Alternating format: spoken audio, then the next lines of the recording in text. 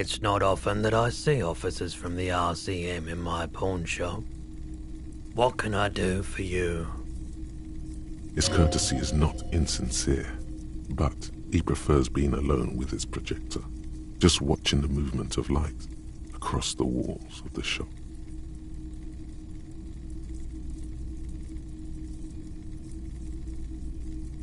Oh no, not at all. I guess I haven't had many customers lately, RCM or otherwise. Who are your customers usually? All kinds of people come through here. Locals, travelers, people looking for a deal, people looking for a keepsake. As you can see, I have a wide selection of goods for everyone to choose from.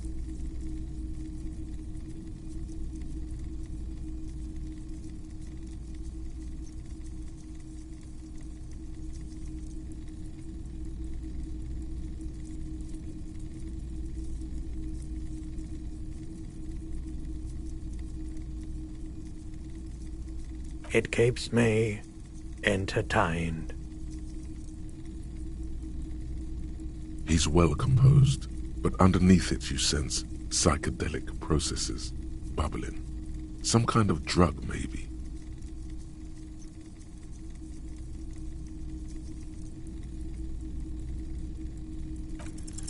Feeling warm and enthralled by the movement of light, while the mind continues to race forward. Lucky bastard. He's probably on Parolidon. It's tough to come by on the street. A drug developed by the military to treat and prevent radiation sickness. It has psychedelic side effects, and it makes your eyes turn yellow.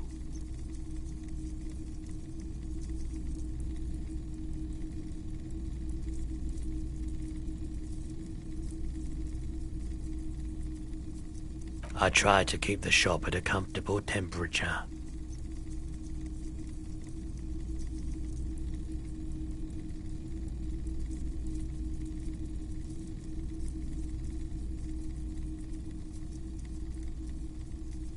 I've had to take it, since the People's Pile cleanup.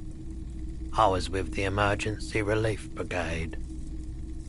He's taken it for mental and emotional, not physical pain these days.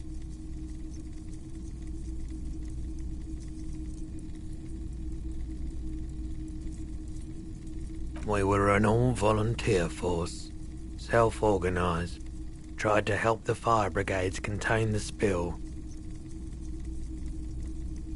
On the patch, gamma radiation lines crossed with a red drop of blood. I lived by the river since I was a small boy.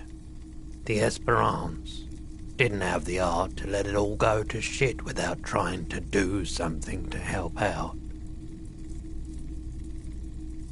There wasn't much the volunteer force could do, however. We wasted years in the river mud, years getting sick. A bad idea. Some poor leftist built a particle decay generator in hopes of bringing affordable electricity to underserved communities. It malfunctioned. Radioactive waste everywhere. Probably some of it in you too. The People's Pile was a Type U particle decay generator that failed immediately after entering service, releasing radioactive waste into River Esperance. Construction began during the Commune of Revachol. The people continued work on it after the Commune fell. They wanted a cheap source of energy for Revachol West. Needless to say, things didn't work out. A primitive nuclear reactor, also called a pile. An emergency valve defect resulted in steam pressure blowing the turbine, taking the fuel containment vessel up in the explosion. Both the faulty design and lack of finances contributed to the catastrophe. There's a reason why everyone's tried to forget any of it ever happened, and why no one has tried to repair or replace the pile. So much disappointment and early deaths. Cancer mostly. And we knew all that was coming even as we were cleaning up as best we could. No one's. Everyone's. So much bitterness. A bunch of poor people built themselves a primitive nuclear reactor, hoping for the best. What do you think is going to happen? The cleanup happened 15 years ago. I was young then. Later, my second aunt died. Left me this shack and all the assorted junk in it. So I came to Martinez. People told me don't go there. It's a shithole. I said, people, we just had a nuclear pile meltdown. I'm gonna get as far away from Forberg as I can. Still in the same city, but I like the theory more than the story. Outward movement, not vortices. Yeah, you gotta get in on those vortices, my man.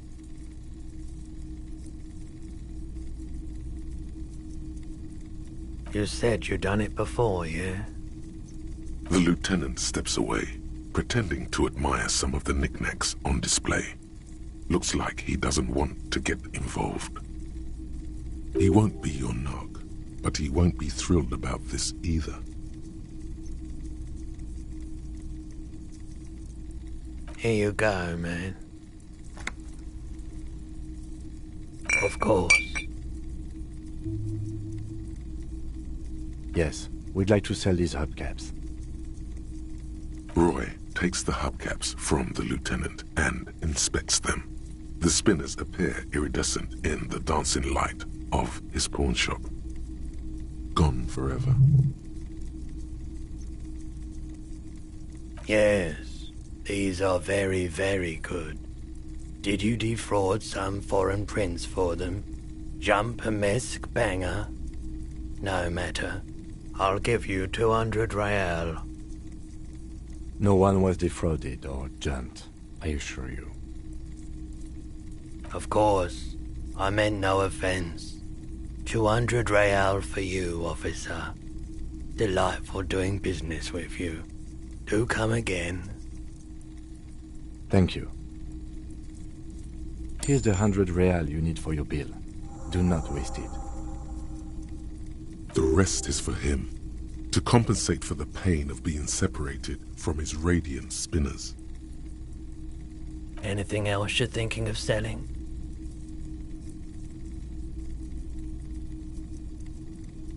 Another time, perhaps.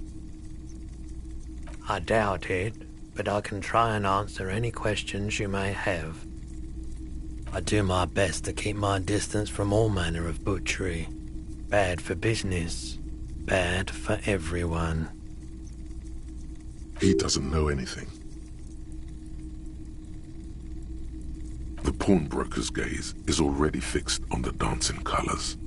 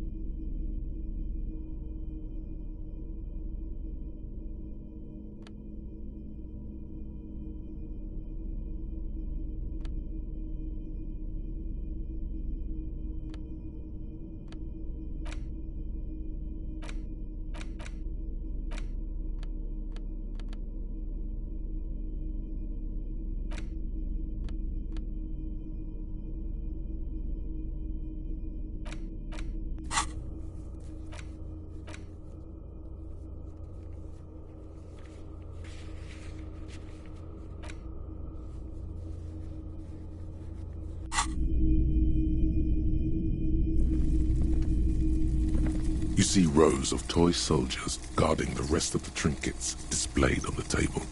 Some on horseback, others in rags, others yet in bright blue uniforms. All are stern and unyielding in their duty.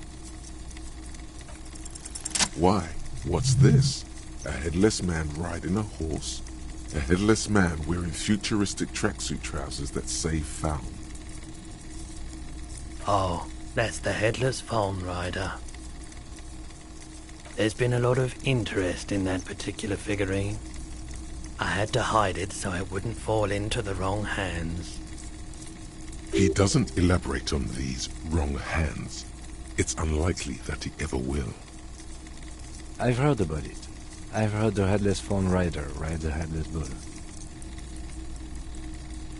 Yes, there are several competing versions of the story, but I believe this figurine is a more canonical representation. The Headless Phone Rider. It's an urban legend about a man who rides the streets of Revachol sporting a fawn tracksuit. As you see, he's missing his head. 50 cents. Bargain priced. I'll throw in the tiny cap too. I think he's looking for it, or something. That part of the story has many interpretations. He lost his cap when he lost his head. Perhaps he's looking for the head.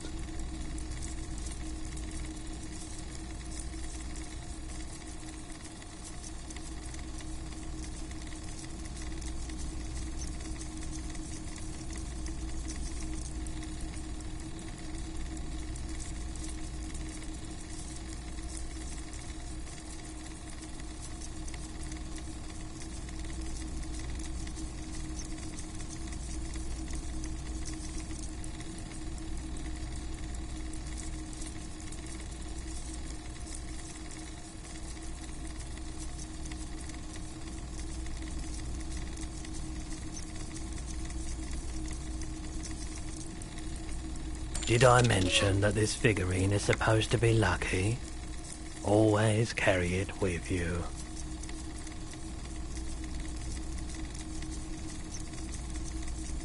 Big men on big horses, clad in lamella armor and carrying flintlocks, the kind that would mow down a line of enemy soldiers in the blink of an eye.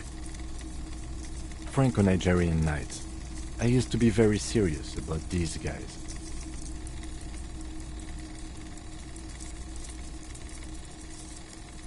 They're not all blue.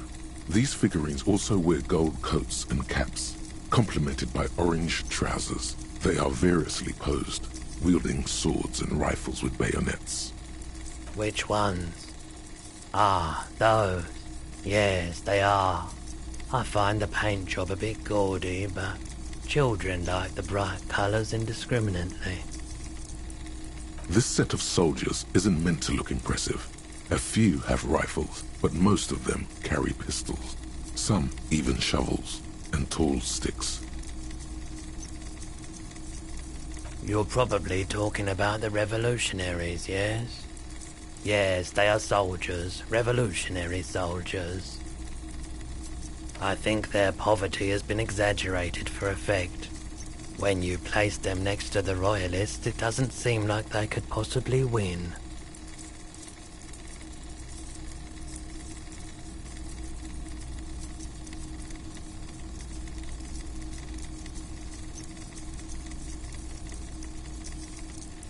Maybe.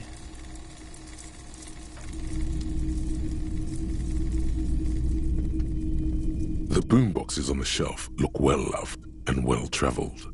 Chipped, dented, they stare at you with the unblinking eyes of their tape reels. One especially catches your eye. Deep gold and amber plastic with a big old handle on top. A classic boombox that says, Stereo 8 approved. Just make sure it works before you buy it. Is the Harman Welsh W2, made in Vespa, designed in Seoul, plays all reel-to-reel formats, 2mm, 8mm, 12mm, It's even got a little radio in there. It'll set you back 12 real. Absolutely. I've tested each one myself with recordings of speech, found sounds and music from a variety of genres, even though I don't really like music. That's odd. Why doesn't he like music?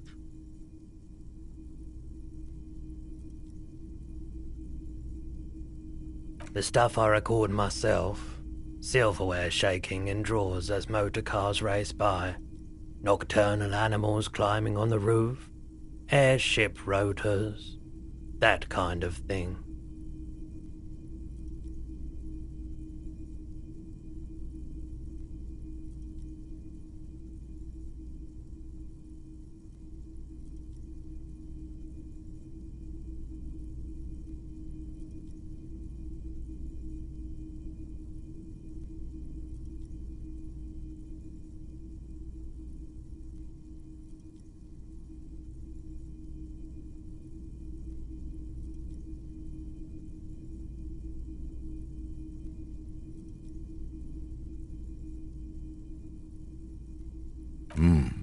Maybe you should ditch music as well. Get into these more experimental sounds he's describing. If police work means playing tapes, sure, you can use it for that, or any other time you'd need to play a tape. And here you are, quality sound reproduction on the go. It'll play anything, wherever. Turn any tape into a conversation of sounds and shapes.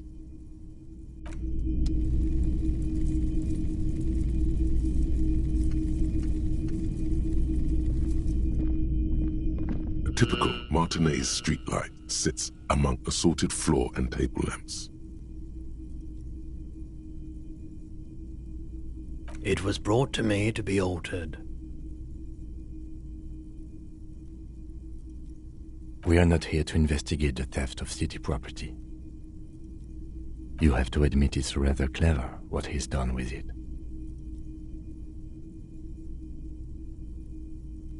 Yes, officer. As you see, it's in perfect working order. His manner is casual, but his speech is careful, measured. He wants you to know that he has nothing to hide. The light pole has been carefully cut, and the wiring has been redone and attached to a standard indoor plug. The light buzzes faintly, but persistently. This would make quite a statement in your living room. 700 real. A bargain, I dare say. There's also the matter of rewiring, but the most important transformation is the light's placement among ordinary indoor fixtures, which has adjusted its morphological field. The light became suitable for use inside the home just a few days ago.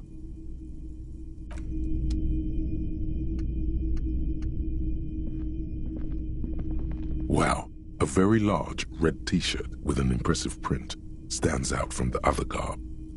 Oh yeah, the print depicts a muscled man striding toward you, a giant sword in each hand, encircled by burning embers.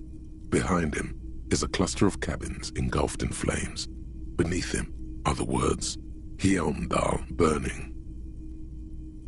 The antlers on the hood of the man's cloak and his piercing blue eyes are familiar. Smells like worn cotton and a little old sweat there. Worn cotton with a side of flea market or trash bin. Sniffing is okay, but please don't try anything on. Can't have you leaving your photon emissions in the fabric of things you're not going to buy. It's the man from Hyundai. Walking away from his burning village, yes.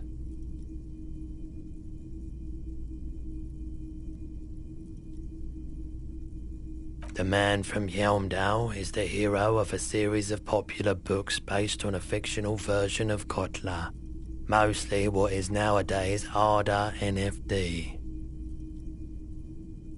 In fact, Most people don't think that man from Hjelmdal ever really existed, but they are wrong. Hjelmdal isn't a real place. Neither is the man a real man, of course, but both the man and Hjelmdal are an ontological necessity. But hey, it's not worth getting into an argument about. Wow. What?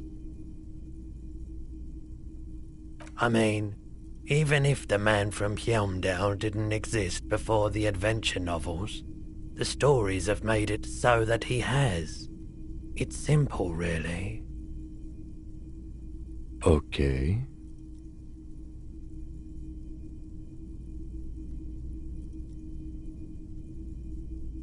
You sound skeptical. It's not that complicated. All that's required is a more robust understanding of cause and effect. Besides, I've been to Kotla, though not quite as far north as the Hjelmdal, and watched northern lights travel across the sky. Very unique, energetic tides there. His theory isn't exactly incoherent, but its logic does suggest some unusual neural activity. 2 real. That's dirt cheap. But why?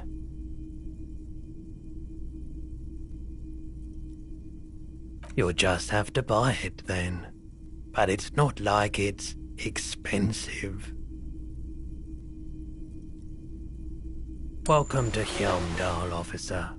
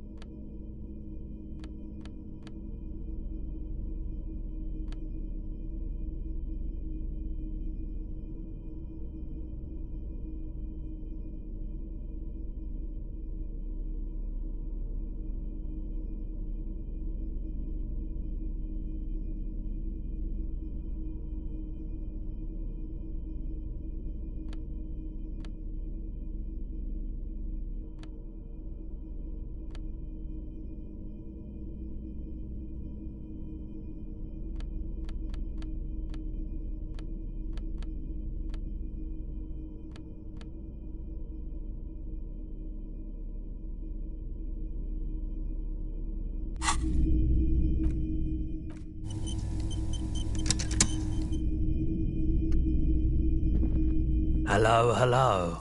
Let me know if I can help you with anything. Of course. It's in working order still, isn't it? Just pick your tape and set it spinning. It all starts with the tape. Someone else came here earlier today asking the same question. I promptly sold her the gun you pawned a couple days back. Despair creeps into you, getting fat on your weakness. Whatever noble intentions you're still coming up with sentences. That's a step up from total annihilation. He watches you melt down stoically. Nothing you can say. Can't give.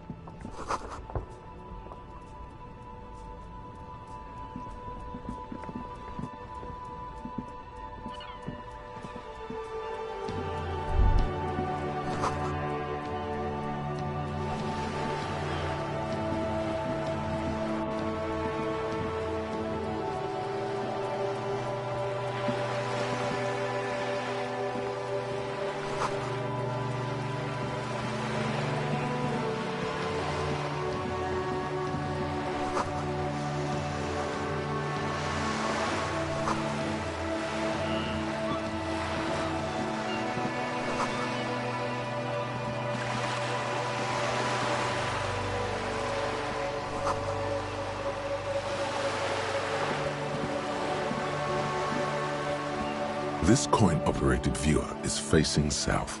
The instruction manual says to insert 25 centimes and pull the handle while looking inside. Then use the focus knob to zoom in if necessary. Why place a tourist attraction in the middle of such poverty? There was a revitalization project in '49. A design studio tried restoring Martinez to its pre-war glory. It didn't stick. They got as far as the street lamps and that statue on the intersection before something went sour. I suspect it was Evrard's class doing. He muscled them out. It's how it usually goes around here.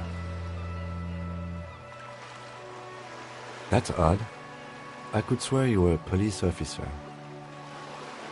There was a They got as far as the street lamp. We should have done something about the Union 10 years ago. That ship has sailed, officer.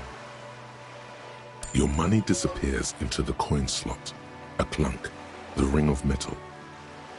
The curtains on the display open. You lean in to catch the view. It's blurry, different blues and greens. In the middle of the shimmer stands a drab grey shape, like a ghost.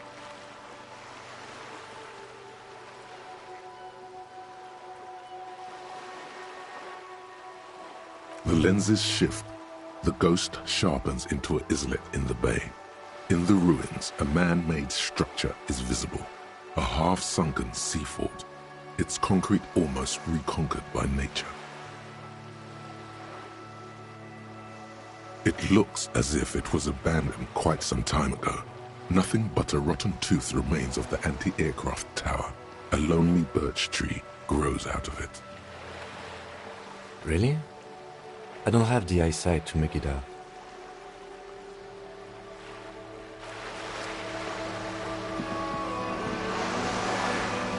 This coin-operated viewer is facing southwest. Its coin slot is full of fossilized bubblegum, rendering the machine permanently inaccessible. The metal feels cold and wet under your palm. It looks unhygienic. Probably some kids. A simple but clever solution to ruin in a coin-operated viewer. It took ingenuity. A thick layer of graffito covers the lenses. You spell out the word Onuk written on the other side, with N and C scribbled backwards. That's Kuno on the lens. Under the graffito, a sea of blues and greys appear. Behind the water lies a coast studded with concrete and reeds. On it, a church on stilts, lanky weather-worn wooden planks, an X-shaped cross topping its tower. You know this to be the star of Pericarnassus, or the Cairo, the central symbol of the Pericarnassian church, a star. a great moral height to be strived towards. Around the large wooden building you see chunks of sea ice gathered on the beach, and a small tent set up on the ice.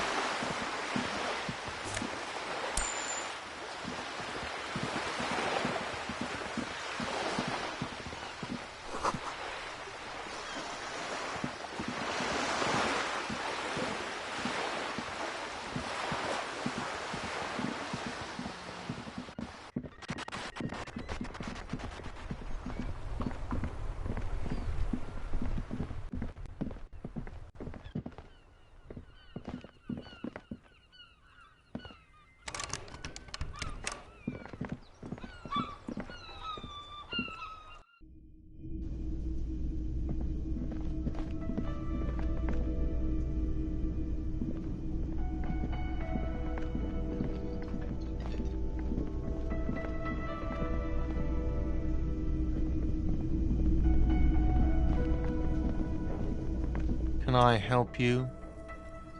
Yes, have you got it? A lot. For the room and broken window, 100 real. Does that arrangement include you paying me what we already agreed you owe me? As a police officer, you must understand that I cannot take you at your word without evidence. Evidence being money. You can't stay here without money.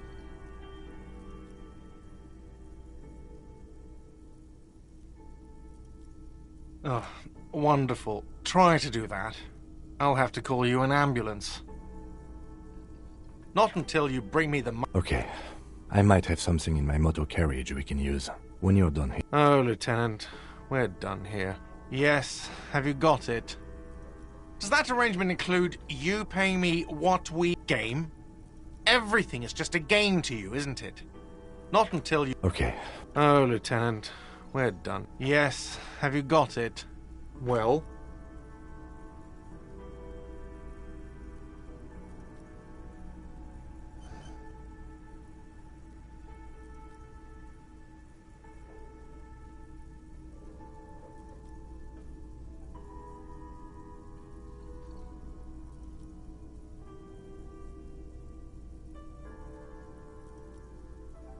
Great. Thank you, officer. That's all I wanted. Payment for services rendered.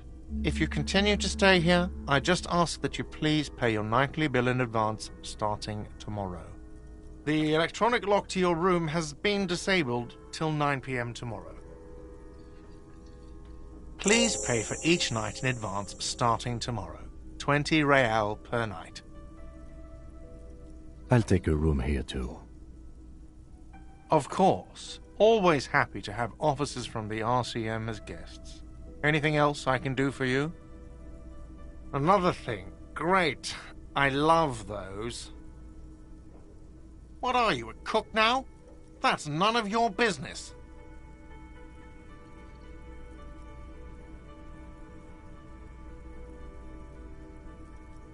No, you don't. If you had a warrant, you'd be shoving it in my face right now. Besides, the RCM doesn't do search warrants. I know the law. You'll just have to wait for the kitchen to open. If you have to get in there, which you don't. You do realize you can just go into the kitchen at 1300 hours. No need for superstar charm or Sambo-style antics here. Sambo is an acronym for Samoan boxing. Graceful martial arts stuff. Sambo style implies stealth, cleverness, and cool. Yes?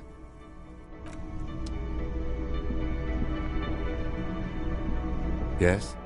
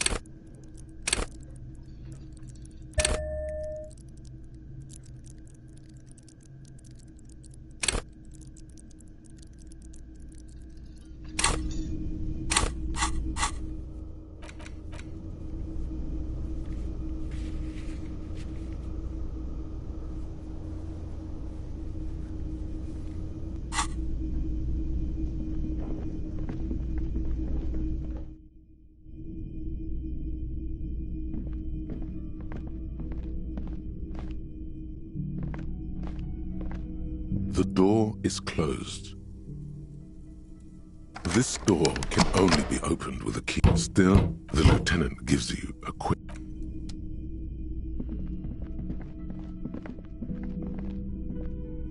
This is the door to the room you redecorated. Just a moment. You had some questions earlier, I believe. And besides, we should discuss our progress on the investigation. Let's go out to the balcony.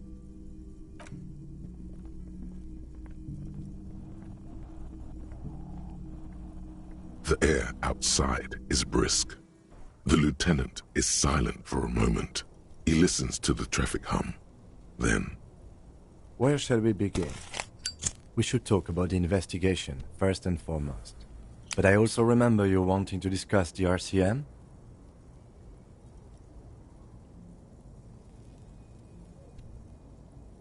I have a cigarette every night when I go over my notes. It's something of a ritual. Oh man, he looks so devastatingly cool with that cigarette. You mean this? This isn't cool. It's an unnecessary trial of will, and unhealthy. Yet, were he to quit, he would lose the cool factor. This man relishes his cool quite a bit below it all. You're cold, Detective. Again, I only have exactly one every night. Yes, it's been a long and eventful day. Well, you were so hungover that you couldn't keep it down when we approached the hanged man, so we didn't even inspect the body. And there's still much to do at the crime scene too. We didn't search it thoroughly enough.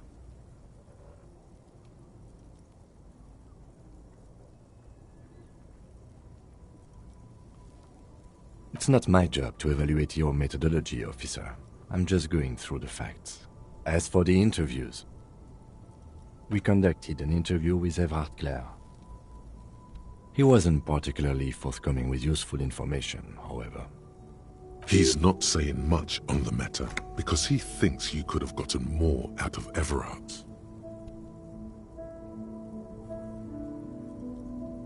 Claire also helped you, how should I say, remember your name?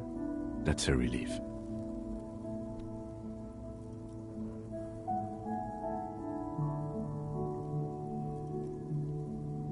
Moving on. We didn't talk to the Wild Pines rep. We really must do that tomorrow. Above all, though, today was exhausting. What's with all the running? You run a lot. Is that a standard Precinct 41 practice?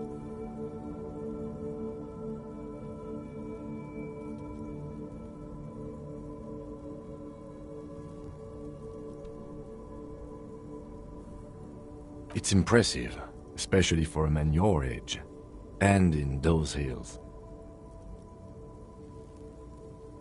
Nice shoes, by the way. I like the green, goes with the orange.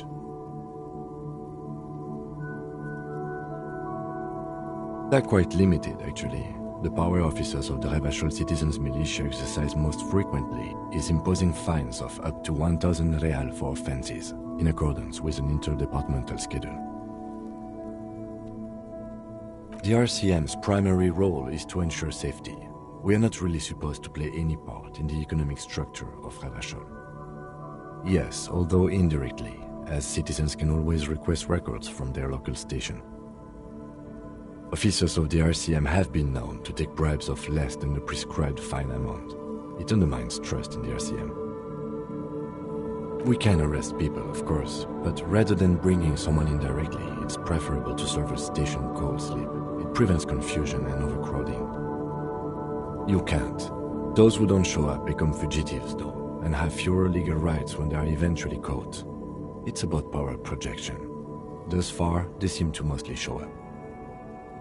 As you may have gathered from the fact that we are expected to carry a record of our kills, like the one in your watermarks, we are permitted to use whatever force is necessary, and strongly admonished not to abuse that power.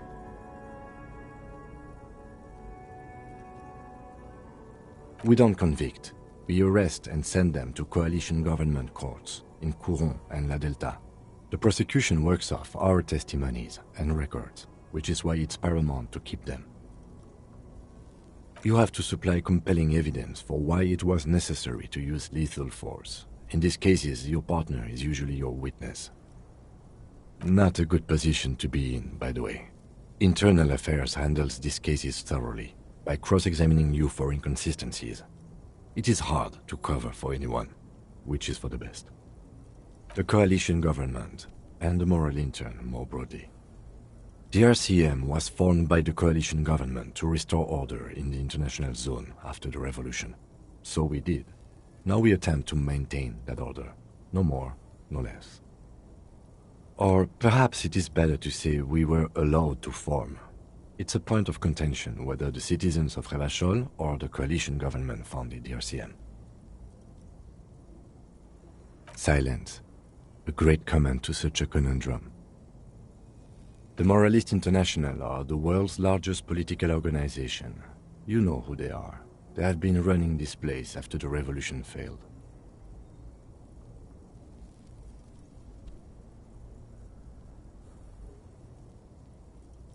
They're a union of center-left and center-right parties across the Real Belt. Our coalition government is just one of its many projects. They also run the ICP, EPIS, most intergovernmental organizations in the world. What do they believe in? They are Dolorians. They believe they continue the humanist project set forth by Her Innocence Dolores Day 4 centuries ago. Others say they are just technocrats. Those others say they continue the humanist project set forth by Dolores Day. Interesting question. It's a blue forget-me-not. Their motto is love, compassion, self-discipline. I think you can gauge what they want you to think of them from that. Something kind and usual. Something almost self-explanatory. Something like the dark blue, serious color of the early night sky above. A historic figure? The author of the modern age? You will have to look elsewhere for opinions.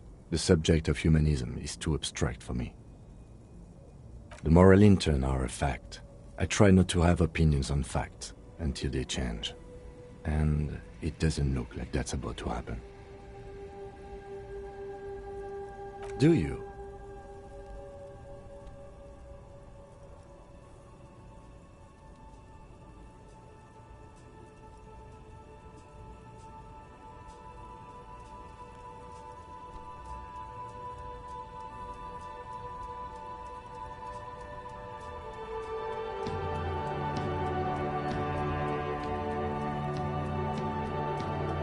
In fact, we would need them even if you didn't think that way. We are in what is called the twilight of international law. The laws we claim to enforce come from the MI.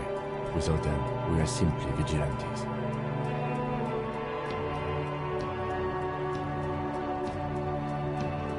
Spoken like a revolutionary, not a cop. But hypothetical aside, in Martinez we already are vigilantes. At least the Union thinks so. I expect our job here to prove quite challenging. The dying lights of the city shimmer below. Slowly, like luminous clouds, they pass on his lenses. The lieutenant looks at his slim cigarette, contemplating the next drag. An aerostatic passes overhead, the whiskers of its floodlights on the ground below. Kitsuragi's glasses light up as he looks to the sky. 2 glowing circles. They really don't like us here.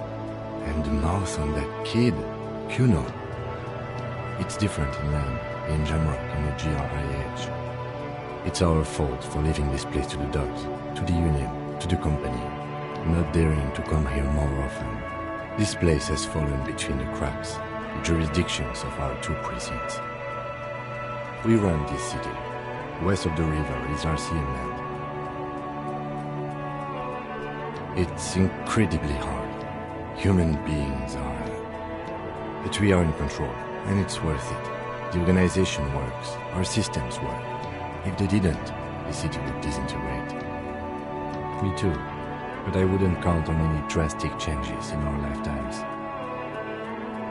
He is very tired, but the dark circles under his eyes make him look younger. not older. Yeah, it's getting very cold now. Let's go.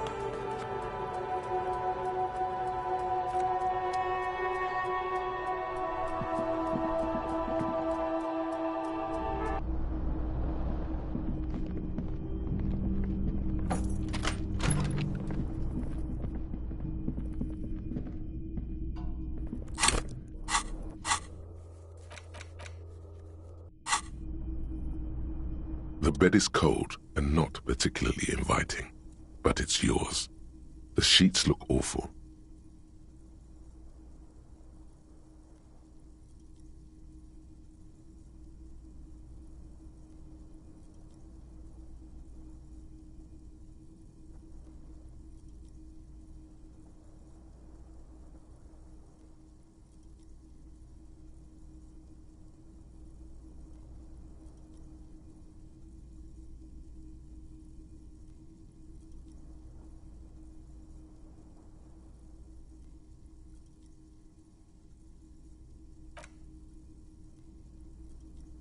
The sheets feel at once coarse and clammy against your skin.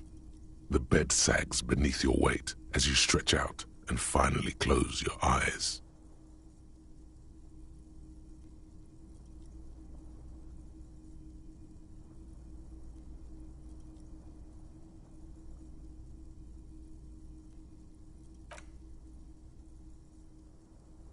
And then sleep. And then sleep doesn't come. Maybe it's the bed's fault. Its synthetic filling has separated into hard lumps. The pillowcase smells oddly. Smells of alcohol and sweat and grease.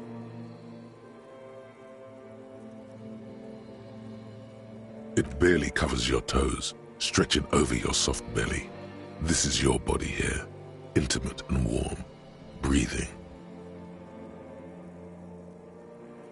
A bit tense in the muscles. Relax.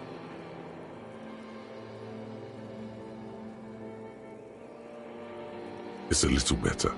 Colors, scenes, and half-formed phrases still litter your mind. Part of you is still trying to solve the case, isn't it? Something to do with, what was it that the lieutenant said? Union? And it's gone again. Your thoughts lost between the slowing brain waves.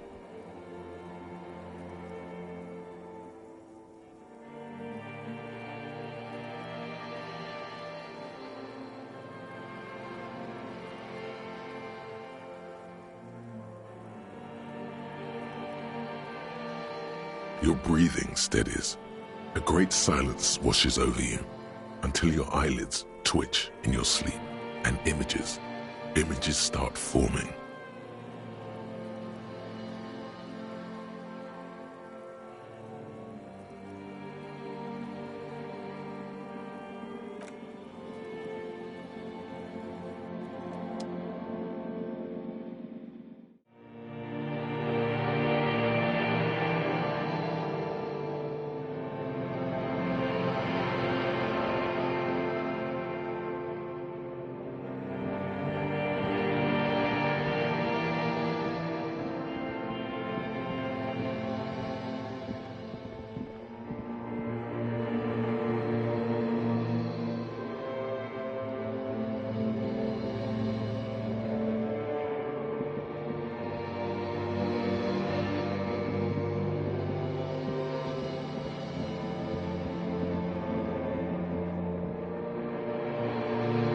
Do you remember the scent of your childhood?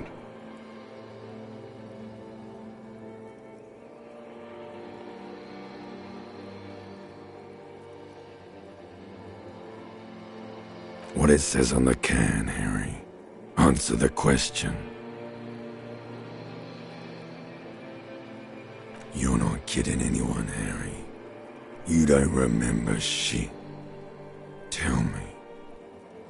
Do you remember your wife's hand on your face?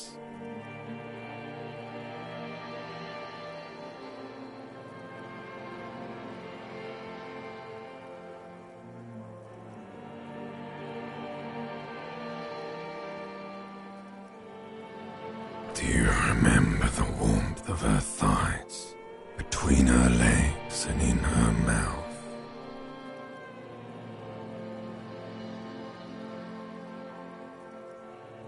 That's right, funky baby. And you just stood there, one hand on the bottle and the other on your dick, watching her go. Let it all be dragged away from you. Tell me, where are your friends? Human beings have friends, Harry boy. Where the hell are yours?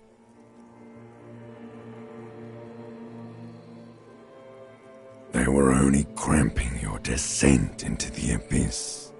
Now they're gone. 3 times gone and never coming back.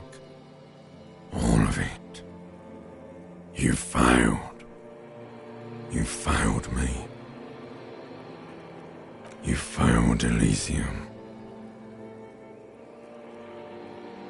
Everything. The Pale and the Useless. On the surface. The outer magnetosphere. Burning, furious truth.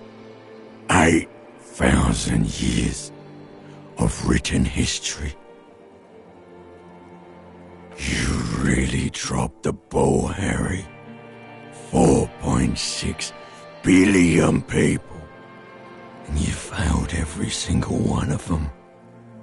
You really fucked up. No, you haven't. You're just sleep talking. And the act is wearing thin, too. The spots on the disco ball fade around you. You'll be back in those cold snakeskins in no time, sweating up the bed. Stinky boy. You're not coming back from shit, thrashing around in that high conductivity state of yours, bumping into things and acting like a clown. Who are you kidding? Your mind is what now? I can't hear you. The rest is just a word dream. Jumbled up garbage. The pictures are gone. The bed rises to meet you. A thin, sleep-like state. More glass than velvet grinding in your head. So something is wrong. Sleep shouldn't be this bad, this dry, this unnourishing. There's something wrong with your thoughts. Some kind of new type of hangover. Oh yes, party boy, and it's worse than the one before. Just think of the shit you saw. Here it comes too. So soon already. A silent alarm goes off in your head like clockwork. Barely let you sleep at all. Time to get those clothes on, Harry. Time to go to work in the shit factory.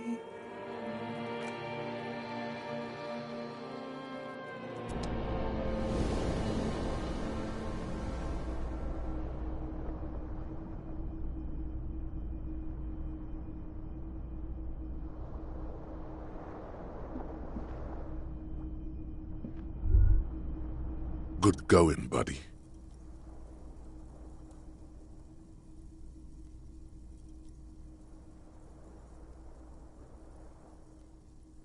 Yes, wait till you see the one with the chick in it. It's gonna be a good one. You feel even worse this morning than you did last night. You don't know? You don't know? Some broad that messed you up. It'll come to you. It always does. You mean, why are you so tired? Too tired and down to even think? It is worrying, isn't it? You can't be a detective like this. Detectives need to be able to think. It's just that your heart has finally pumped all the speed out of your system, Buster. Time to get some more. You're too weak to say no now. Waking up is the worst part. Maybe somewhere down the line you could decline.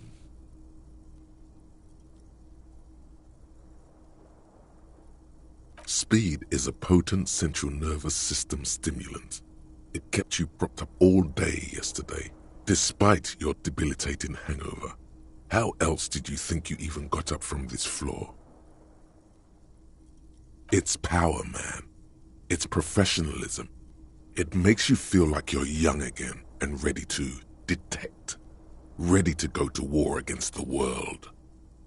Of course, Martinez is speed central. You just gotta poke around, follow your nose. You and Speed will be happy again. You will make her come home. This time, it will be different.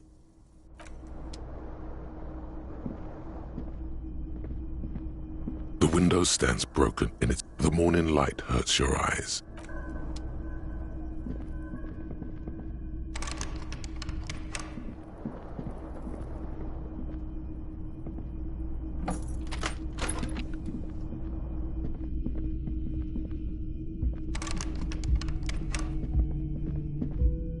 The door is closed.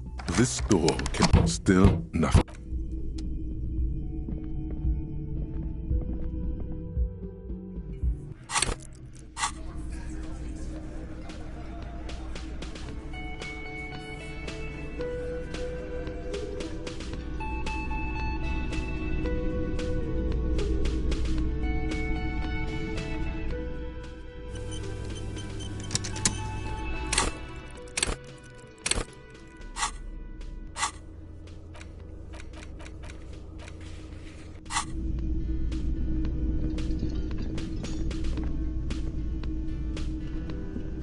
Just a moment.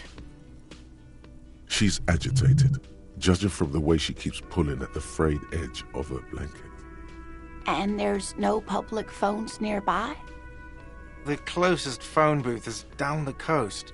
Sorry for the inconvenience, ma'am. It's fine, I understand.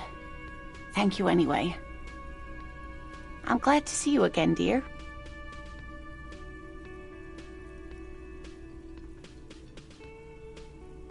Please don't trouble yourself about me, sweetie.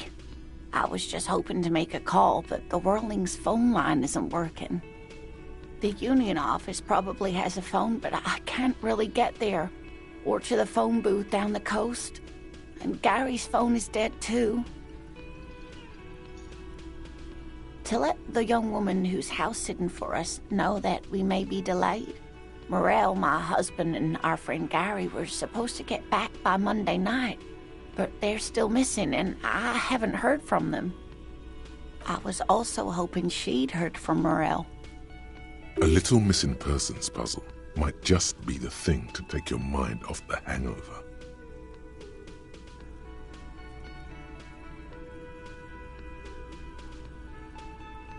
That's just it. This isn't like him at all. He always plans his expeditions so carefully. But you have more important things to worry about. More important than a missing expedition? I don't know. Expeditions often lead to something interesting. Just some field work, sweetie. Morel is a highly trained scientist. He and his assistant Gary are studying an extremely rare species of insect. But they should have returned by now. They were just going down the coast across the water lock to set a few traps. He said they'd be back on Monday. What could be keeping them?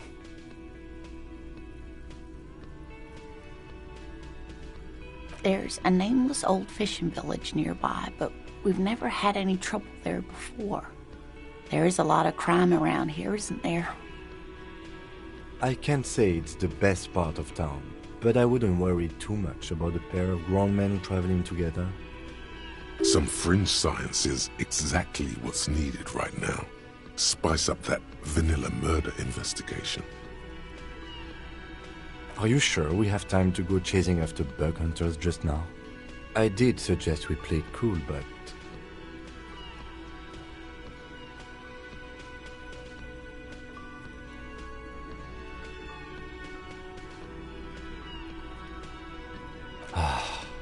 I sincerely doubt it. Still, I suppose it won't hurt to keep an eye out. Oh, thank you, officers. Truly, I'll be right here if you come across any sign of Morel.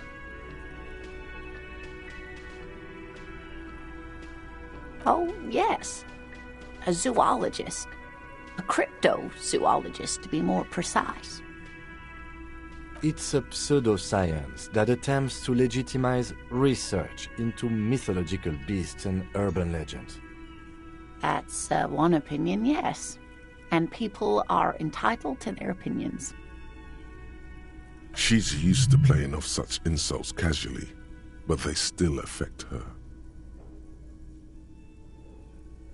My apologies, ma'am. I did not mean to undermine your hobby. It's not a hobby, dear.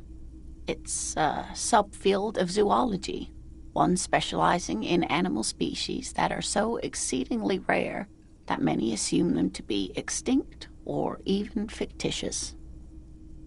Searching for such species called cryptids is difficult and often thankless, and frankly, many scientists are too lazy to do it. Universities these days are rarely interested in supporting real research.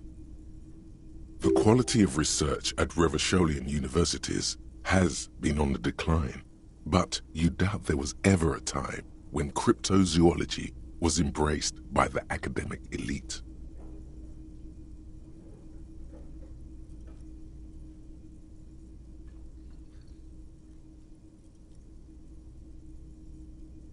Oh dear, I'm not sure where to begin. Well, his expression is slightly grumpy, but his eyes are always bright and curious, like a small boy's. And his palms are quite coarse from all the field work, but he's quite gentle. You can't go around Revachol feeling grown men's hands. If you want to find her husband, you'll need more concrete information.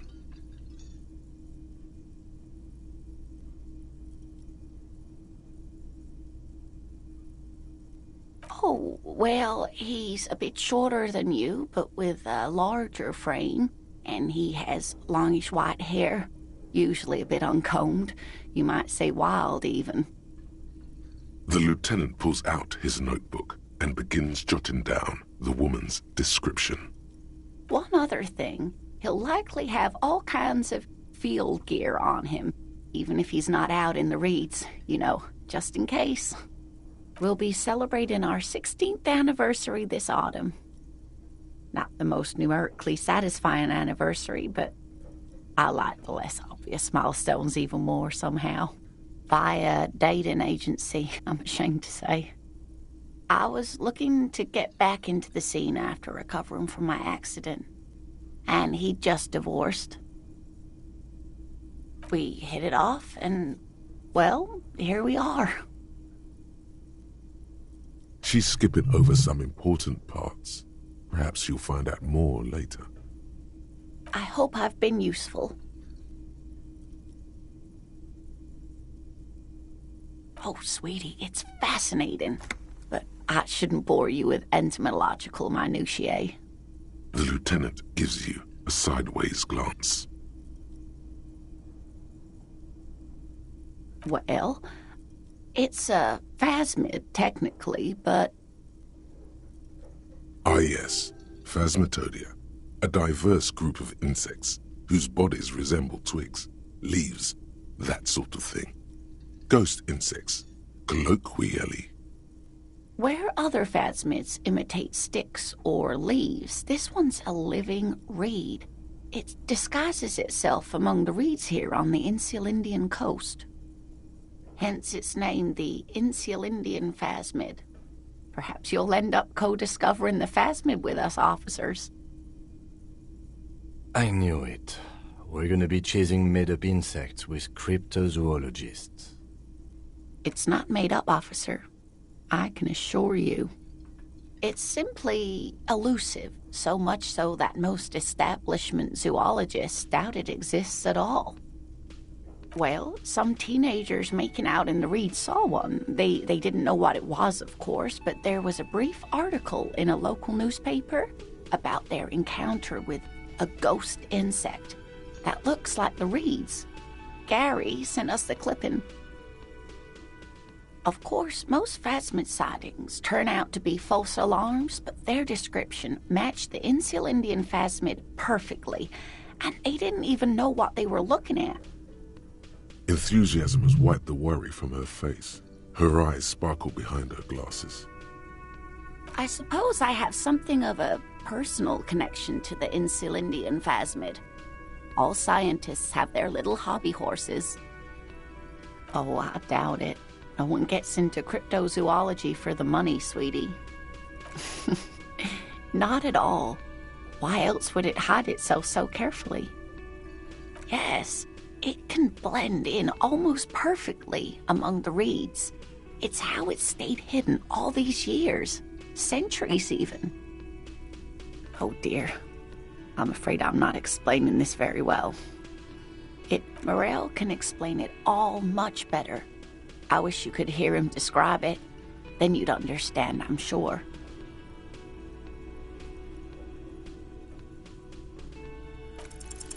You're an enthusiastic idiot, but you're still an idiot.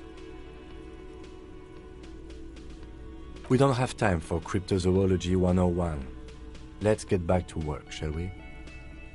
Oh my. What happened to the water lock?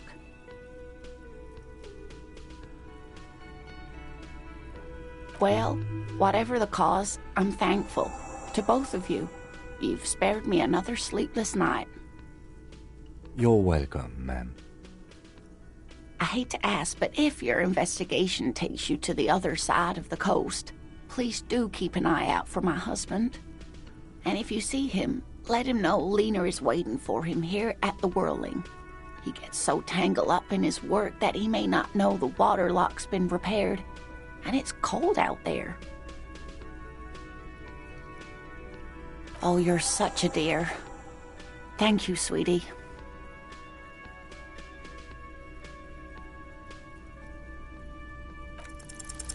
There's really no point in manipulating anyone. She'd be only too pleased to tell you about her work. Go on and ask.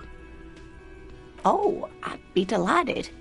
Truth be told, I could really use the company too. One cryptid, not a couple. One. This won't turn into some kind of cryptid extravaganza. And I don't. Just one. Ooh, tough choice there.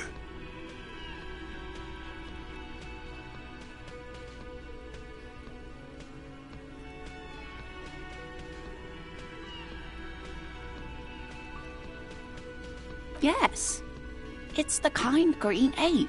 Half war story, half undiscovered species in the genus Homo. Yes, it was reported by soldiers in South Safra during the war. The kind green ape would visit bunkers during the night, healing wounded soldiers with its saliva. Yes, it has amazing healing qualities. Some soldiers reported growing back limbs, regaining their sight. Indeed, there is. It's our closest relative among the cryptids. Same taxonomic family, different genus. Which is to say, the kind green ape is a species with which we share a common ancestor and that evolved parallel to our own, just like your partners.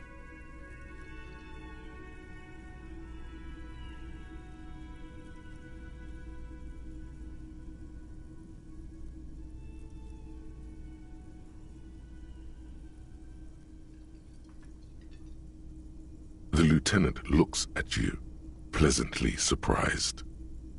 Oh, no, I didn't mean to imply that Saelites are inferior to us in many ways. You are superior. For example, your earwax doesn't have a foul odor like ours does. A tremendous evolutionary advantage, I'm sure. But perhaps we've had enough speculative biology for today? Hey, you promised you'd only ask about one cryptid.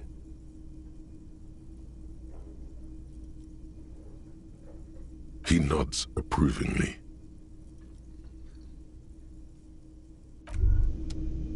Hey, so we've been monitoring you internally, and now we know your Copo type.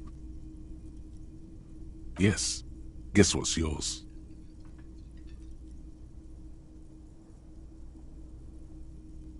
No, you're the sorry cop. The cop who's sorriest. Let's make it official then, shall we? Oh, you know, Apocalypse, Superstellar, the advanced interesting cop, Liquid Shadow cop. But you're too sorry to say those things. So, here we go? What? Jealous of the sorry cop? I think they'll be fine. Don't worry. They'll be super fine. It'll be totally okay. You can dual Copo type from sorry to anything. Yes, impotent rage and lamentation. Let's wrap it up.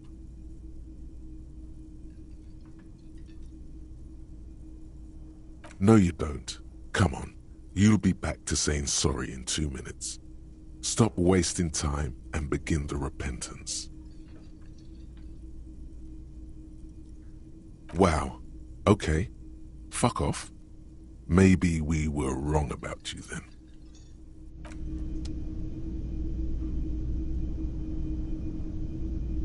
Morning. Looks like we can get to work at once. The Union muscle turned up. They look rowdy. We should talk to them. A lot of things point to the dock workers' union. The circumstances in Martinez, my preliminary information. Actually, that's not a lot of things. We should have dug up more yesterday. Still, we need to talk to them, and it won't be easy. I mean ungovernable. Martinez isn't exactly enthusiastic about the RCM being here. They prefer to be policed by the Union. These men here. Men who drink beer for breakfast? There's talk of an armed wing of the Union called the Hardy Boys, who are responsible for state policing. I think it's them. I completely forgot. Sorry, I had a rough night's sleep. It's them by the looks of it. Loud and nasty, just like the manager said. One loose thread less to worry about, and one big problem to replace it. That would just escalate tensions. No captain would sign off on it. Solving one murder isn't worth a conflict between the RCM and the Debarders' Union. In fact, even the death of 2 detectives might not warrant an all-out war. So let's keep a cool head, okay? One more thing before we do. We don't have to talk to them immediately. We can walk right past them, continue with our business.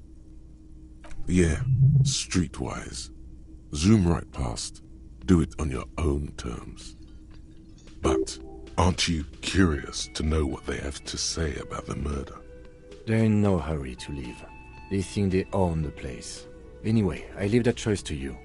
Whatever you decide is fine by me.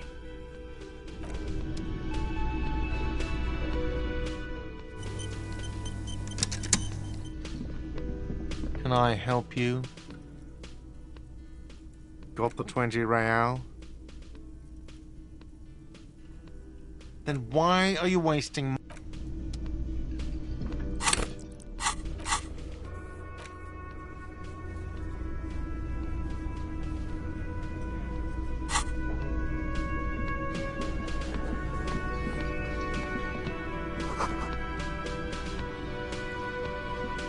The man ponders his cooking utensils and gives you a little nod, acknowledging your presence.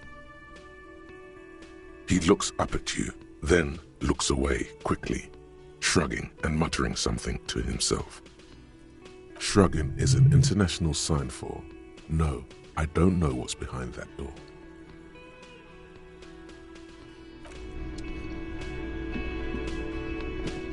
You see a heavy... The door doesn't...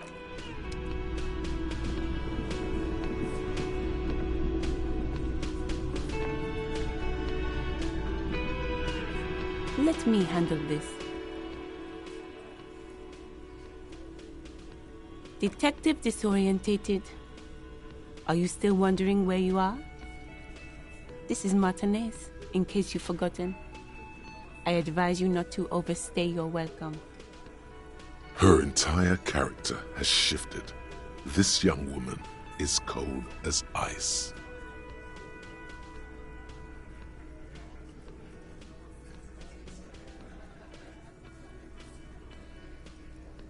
Yes, extremely normal. I'm not a gardener, by the way. I'm a legal counselor for the Dock Workers Union. So let's get to it. You're looking for Titus Hardy? You think he has information that will help you?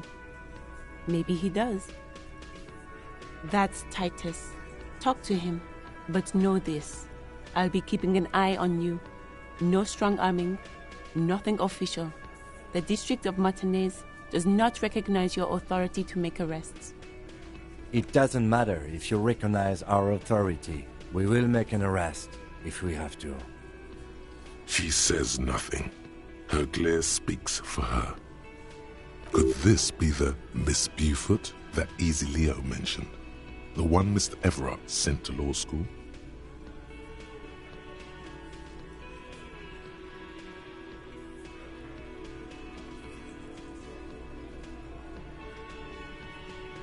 I suggest not wasting time on trivial pleasantries and focusing on why you are actually here. Even though she has excellent control over herself, something moved behind her eyes, in the way she stands, in her face. You are not here to chat up the legal counsel. You are here to question these men. Like I already told you, I'm a legal counselor. Do you have hearing problems? What you want is of no significance, officer. Don't test your authority. In Martinez, you are no one. What are we going to do to you? The union isn't going to do anything to you. It is not a crime syndicate. It is a labor organization. Goddamn right it is. If anything, it is the RCM who do things to people. But we digress. Aggressive, you make your living enforcing violence. These people are just dock workers. Just dock workers? Do dock workers spy on the police? We let you off easy, miss. Don't think it will happen again. Listen, you moral intern lackeys. You're a mob, enforcing the unlawful privatization of Revachol. 20 fat men in the Occident are stealing it all, and you're their bodyguards. Fuck yeah.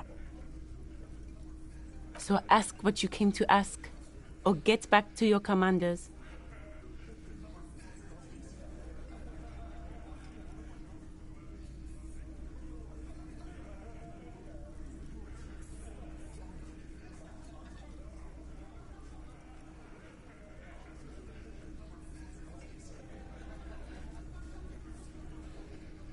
Get sober. Do your job. Ask your questions and get the hell out of Martinez.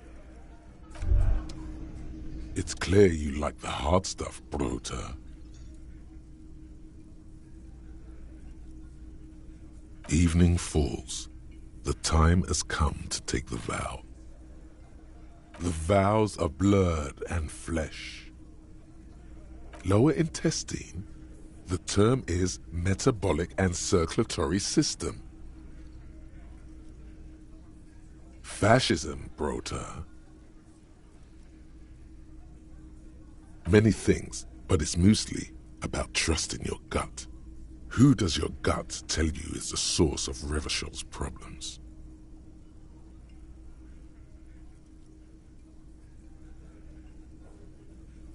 Yes, them, but also women.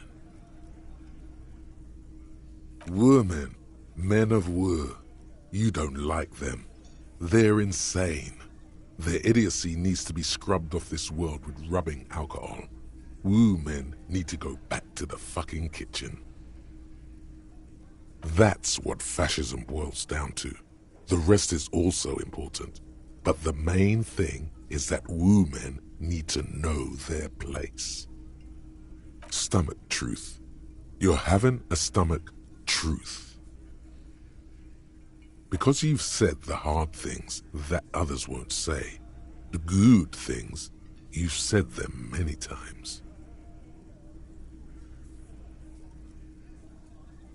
Okay, yes, let's call it that.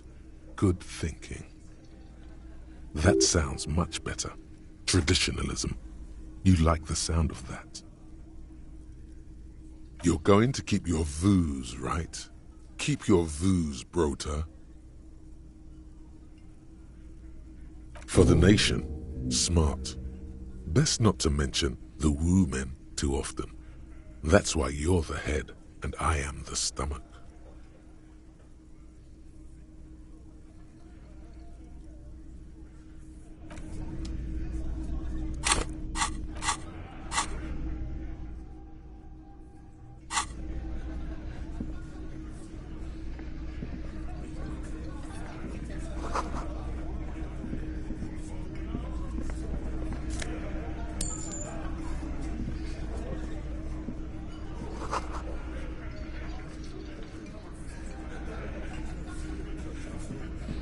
This is where you say your bid.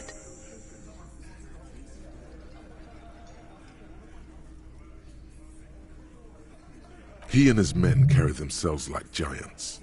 You'll need to prove your mettle to be taken seriously. Detective.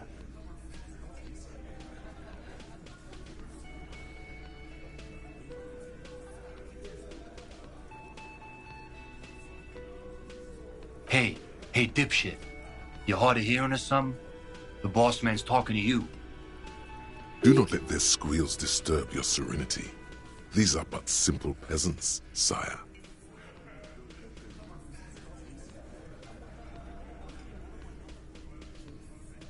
What, is he fucking kidding?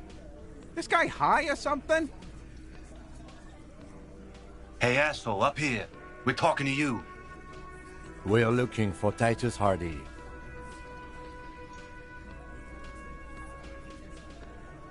Wow. The RCM sent us some big dick cops. Real big dick cops. Look at them. Reckless. Swinging in the wind. Yeah, look at the big dick on that cop. Can't tell a dick that big what to do. Must be something in the water in Jamrock. Yeah, gave him real nice big dicks. Yeah. Anyways. You might want to start asking your questions now. It's not going to get better than this. No. I's here. You got business with my boys. You got business with me. He understood what you were doing, taking inventory of them. Yeah! You fuck with the Hardy boys, you fuck with Titus Hardy. Relax, Dennis. No one is fucking you yet. Yeah, Dennis, calm down. No one's fucking you, you stupid fuck. Let Dennis enjoy his fucking, man. We don't mind. Yeah, you're not even being fucked, Dennis. Easy, fellas. We got company. Let's see what brings the cop around. Too late to stop you. You've already got them all, including the old bearded man who's smart enough to smoke instead of talking.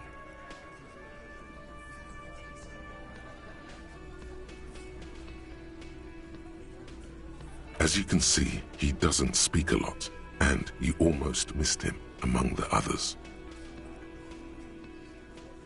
That's enough to take another look at those tracks in the yard. See if they fit this band of miscreants.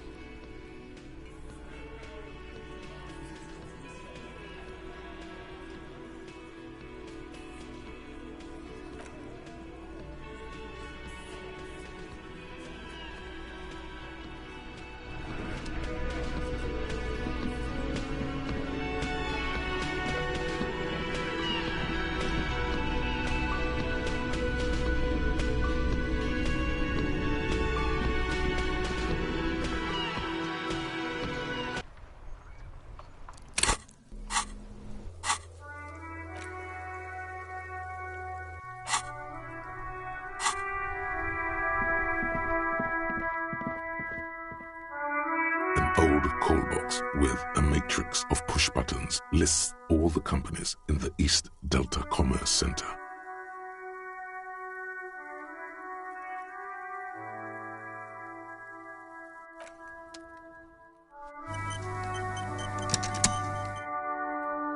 An old call box with a matrix of push buttons. No, hold on.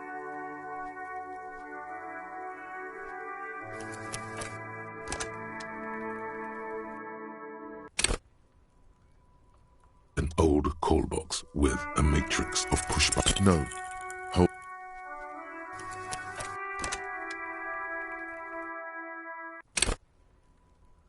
An old call box with a matrix of push buttons. Whatever she says, it can't hurt you. You're a different person now. Stronger, healthier, and... Alright, maybe not healthier, but it's a bonus that you've drunk so hard you can't remember any of your past relationships. Oblivion's the ace in your corner. There's a light buzz as you press the doorbell, waiting for her to answer the call. It's cold outside, and you can hear the wind blowing into the speaker. There's the static again, whispering like a seashell pressed against the air. Yes, hello. This is Tricentennial Electric. Have you come to place an order?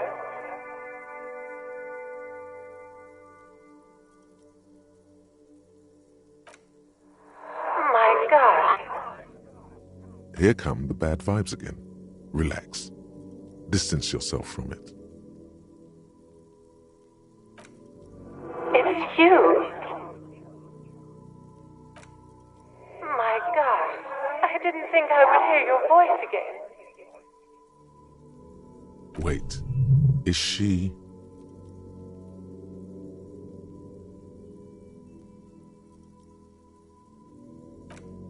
Michelle, just please. Why did you even call? I don't understand. You've been gone for months. I thought you didn't care. Is this some kind of joke?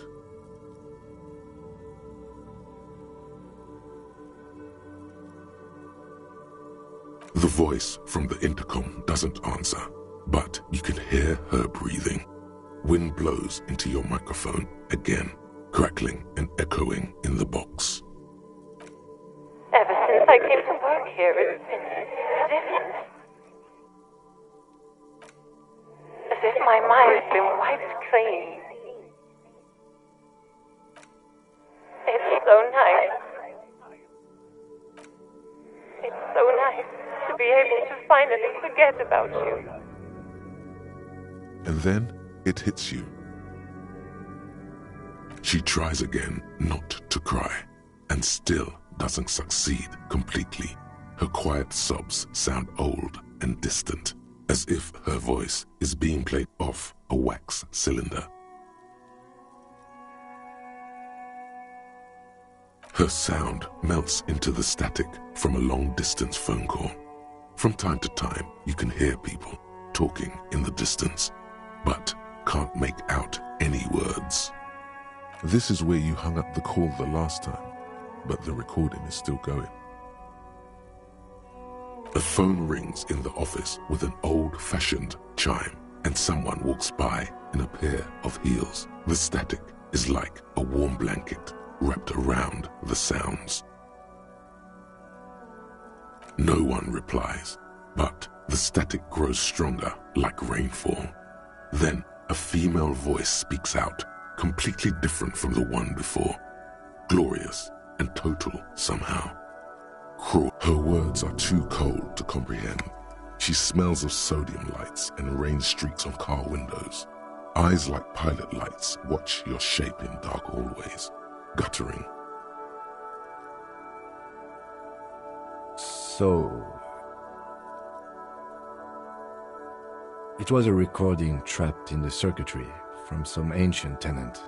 This sometimes happens. Shall we conclude here? We have other mysteries to solve.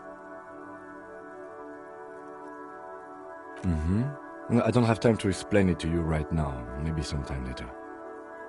Don't take this the wrong way, but during our short stint working together, something weird is almost always happening to you.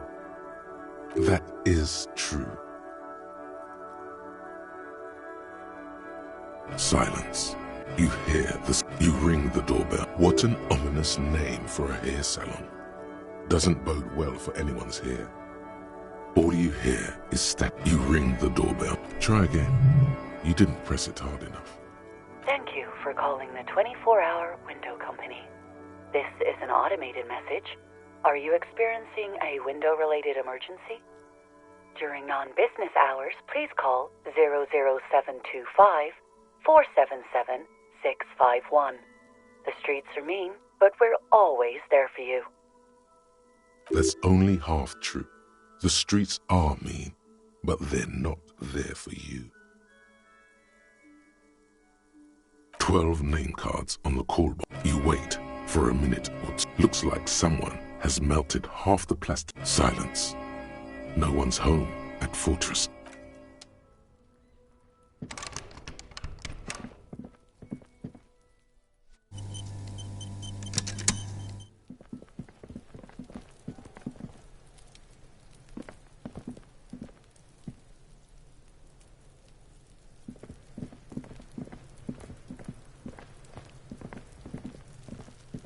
There are several footprints in the mud, left by work boots.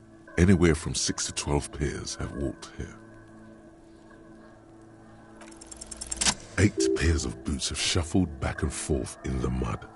Where else have we seen a gang of men in work boots? That's right, the hardy boys in the mess hall of whirling in rags. 1. Standard work boot. Steel reinforced toes. Number 46.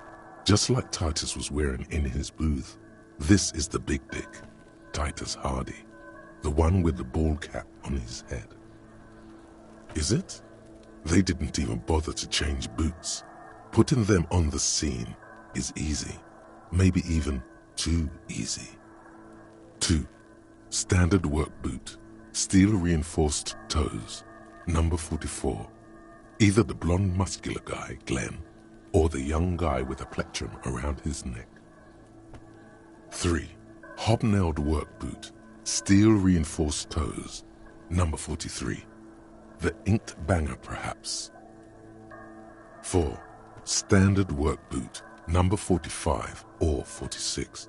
Theo, the old smoker. You think you even see a tiny fleck of cigarette ash inside the print. 5. Another standard work boot, reinforced toes, number 44. Same as before, either the musician, Eugene, or the muscle-bound blonde, Glenn. 6. Light as air, same make of boot, but number 41. Small like a rat, shanky. Better late than never, detective. The whole world is dark and the tracks burn in it with strange beauty. 7. The glowing outline of a standard work boot, number 46. The imprints are twice as deep as the others.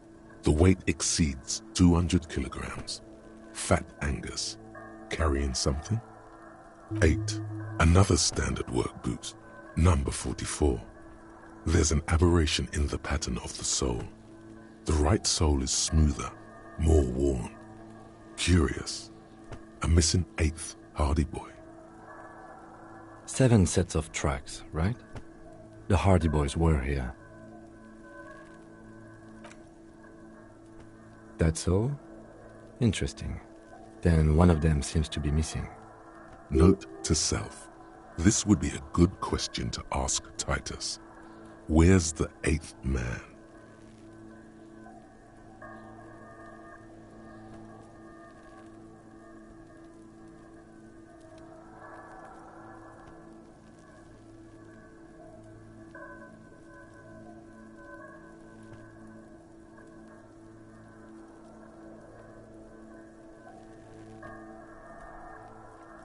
$200.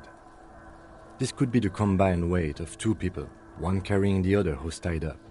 Let's say a heavily built worker carrying a similarly built armored man. Maybe it was a fat Hardy boy, the one sitting in the middle. He might be right. 200 kilograms of living weight is unlikely. Possibly, yes. But why? Yes, they could have used a makeshift stretcher or just march him up to the gallows.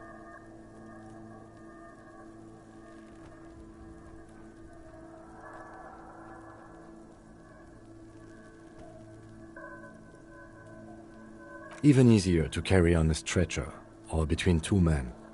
Anyway, it's for future consideration. What else can you see? Interesting. Let's name it the Old Soul. I wouldn't be surprised if this was the missing Hardy boy. Wonder who he is. Someone operating a workbench with a pedal? Like a joiner at the harbor. Or maybe a drummer?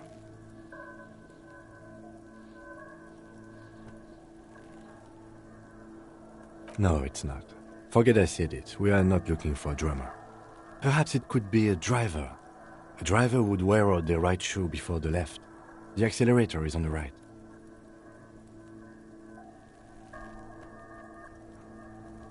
We should keep our eyes open around the traffic jam. See whether anyone strikes out as a potential suspect. Seems prudent, no? Mm-hmm. I'm guessing that's the skinny Hardy boy. The one with his front teeth missing. Yes, well, he did look a bit like a rat, you're right. Do you think those prints belong to him? I could still be wrong, but I'm probably not. A week, maybe? 7 days would fit the time frame provided to us by the caller, who reported the hanging. It is not impossible. I pulled last week's forecast for coastal Havashol. 7 days below freezing.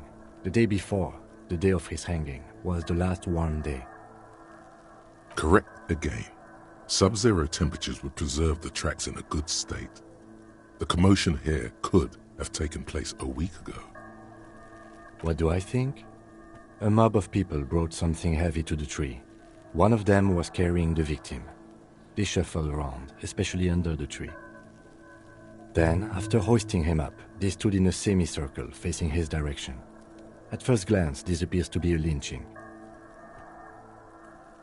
Indeed. They all stood in a row here and looked at the tree. So far, so good. Only one thing missing. Of course, there were 8 tracks, but there are only 7 Hardy boys.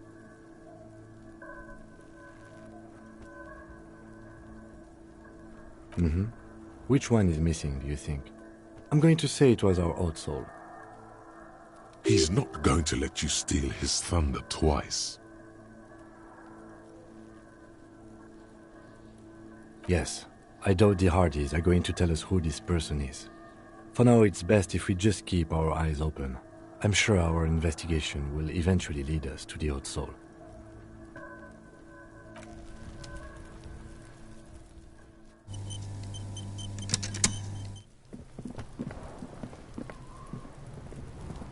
Fuck, does Kuno care?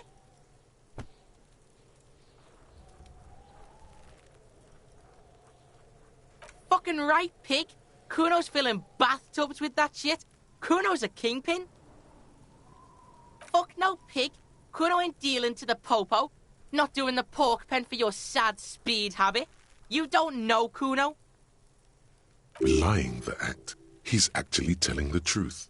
Or at least 0.00001% of it. He has a little speed. Kuno doesn't fucking care. I'll die before I squeal, pig. Stay away from me, pig. You don't want to see what happens when you corner me.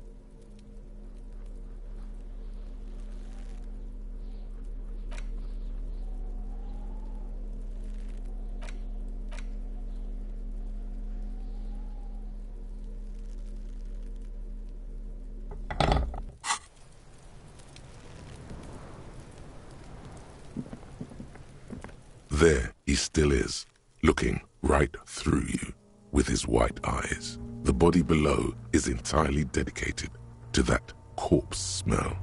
Emitting it is all it does now. The ammonia only makes it worse. The combination forces tears out of your ducts. You manage to keep it in once. The second time, not so much. When the vomiting is done, your cheeks are wet with tears.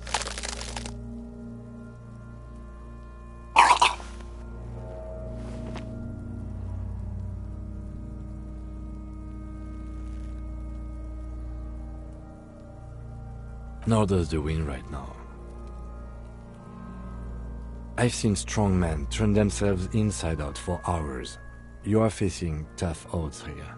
Alcohol withdrawal makes it considerably harder. I've seen captains puke their guts out. It never gets easier. You never get used to the smell. Every Monday is cadaver day. Throw up, investigate. Throw up, initial autopsy. Throw up, baguette.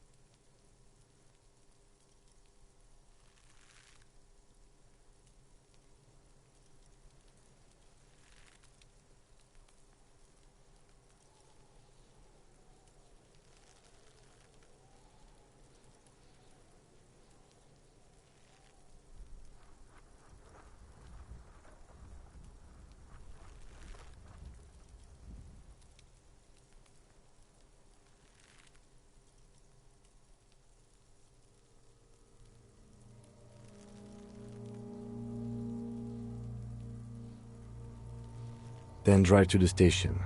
Maybe throw up on the way there if you didn't bag the thing tight enough.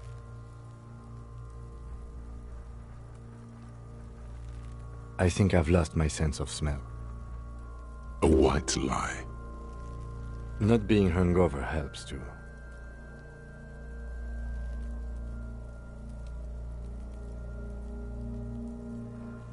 No. This is a two-man assignment because it needs 2 officers to complete. You need to get your shit together. No, it's not, officer. We should go talk to the locals. Find something else to do while the wind changes. It's pretty bad right now. You've gained a thought. When this dialogue is over, go to your thought cabinet and internalize it with special bonuses and effects. Give it half an hour. Get yourself together. Then come back and have another go.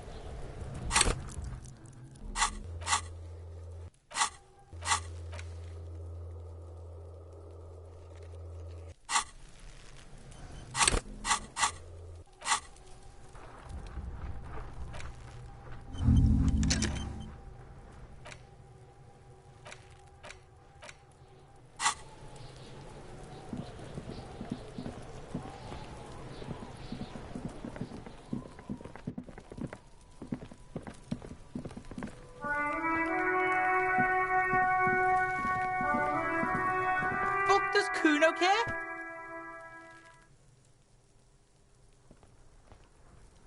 Yeah, like a fucking... You're lucky you didn't die there. Oh, what? You'll fucking vomit on Kuno too, Pig? Fucking right, Pig. Kuno's feeling... Don't be yanking your shit in front of the Kuno. Kuno's always serious, always rolling. Belying the act. You need to befriend him first. Kuno...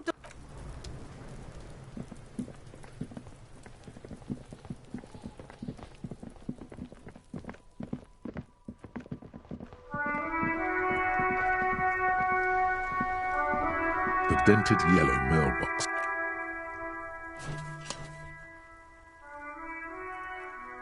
The box seems happy.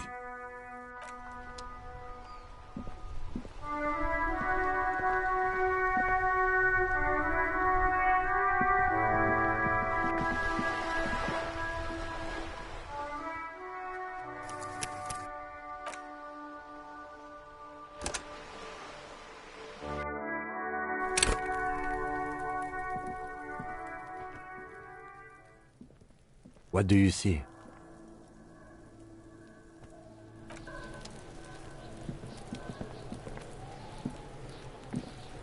There he still is, looking right through you. The ammonia...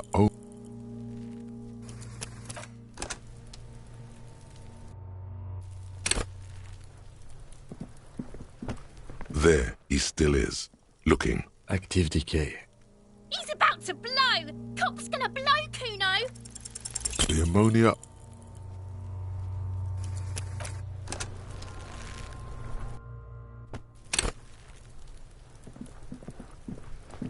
There he still is, looking. The ammonia...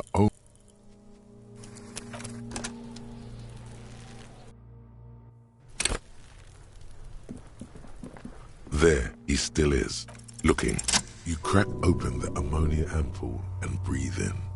The odor of death is still stronger. It's a spell of the mind telling you to run, and your stomach to wring itself empty. With your eyes squinting, you stand in it. It's a puzzle. What's hanging in front of you is a puzzle of decaying flesh, tattoos, and tendons. This delicate machine, ready for picking. Instinctively, you crack your fingers. They do after 7 days, yes. The man before you is naked, but for a pair of underpants and enamel boots. His skin is greenish, marbled with decaying veins and blotched by lividity. A fading web of tattoos covers his chest and shoulders. The cargo belt used to fasten him to the branch above appears industrial in strength. The material appears to be ceramic. Its clean white stands in stark contrast to the decaying flesh above the knee. The man wore thick polymer socks, probably for padding. A fine array of interlocking plates covers them. Delicate and fragile, they feel alien to the world around you, out of place somehow.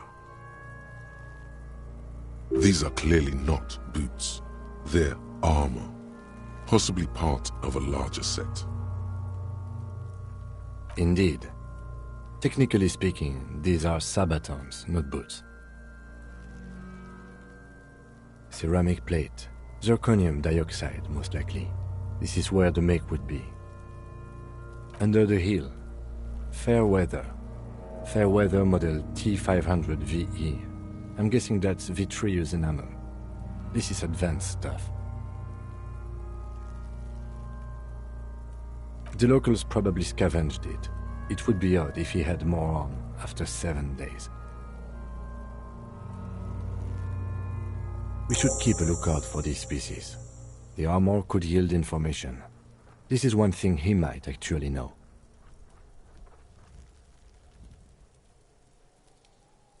No, I think he had something precious underneath the clothes. They had to remove the jeans and shirt we found to get to it. And this kind of armor is often worn under fabrics. Nice. That makes sense. They usually hang them completely naked for that. La puta madre, the Mazda, the Besmerties and the like. This one still has his underpants. Fucking talking about underpants. Clearly, Kuno would like to interject something here, but there's not enough for him to hold on to. It is. It's expensive. We've requested similar material for our tactical units for years now. The constabularies deemed it too costly. In that time, we've lost 6 men to semi-automatics. For a full set, about 4 years of wages. For the northwest region of Revachol, an officer's average yearly income is 5,500 real, unadjusted for rank.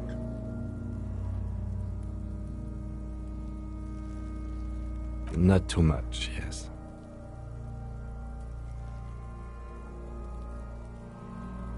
It's a sorry situation, I agree.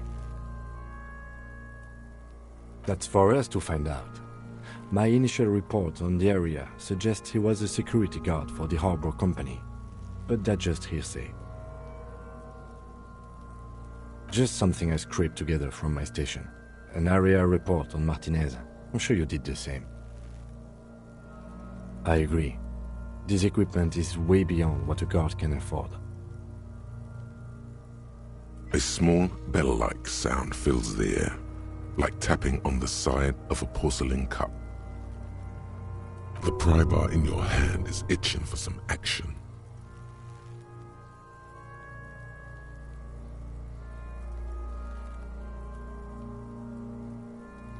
The metal connects with the same ding. The sound does not appear to get louder. The only difference is a barely audible click underneath. Sounds like the end of a long dice roll. Did you hear that? A click? This is a kinetic redistributor. It spreads the incoming energy horizontally, from plate to plate. When the plates connect, there's a click. That's the sound you heard. See these lines? Faint, organic lines cover the plates where they separate into smaller ones. These plates then divide into smaller plates until there are hundreds of them altogether. Like whirls of floorboards, the design looks organic, influenced by highly resistant wood materials, like lignum vitae and ebony perhaps. If trees were made of porcelain, this is what their cross-sections would look like. The smooth, glossy surface fractures into ever more intricate interconnections, peaking on the right sabaton. The whirls are in the shape of a letter and number combination, E50, 100, 1000. Good. Can you read it to me? We have a make and a number. That's something. We can use the radio in my kinema when we're done. Either station can chase it for us. The stench fills your nostrils. As you push downward, an ominous creaking sound comes from above.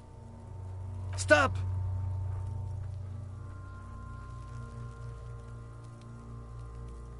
Pig's gonna pull his head off.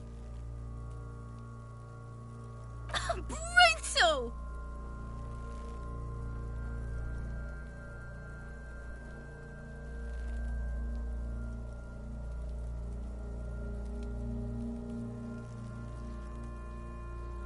You're going to pull his head off. Do it, Homo!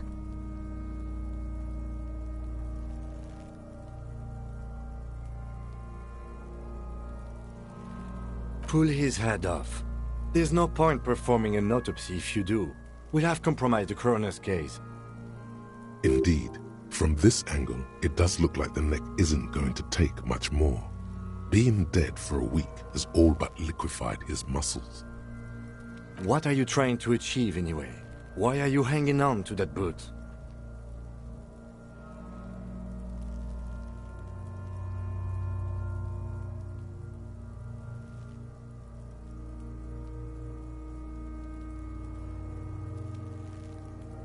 How many clues do you need? You already found the number. Besides... There's no way you're getting them off. All the organic matter in his body has been flowing down into the boots. They are fused to his feet now. Why do you think the locals haven't scavenged them yet? You're sure there's a way to peel them off, but first the body needs to be down. And second, it would probably be better if the lieutenant wasn't around. The anticipation makes you crack your fingers. Feels nice. Nice and cracky.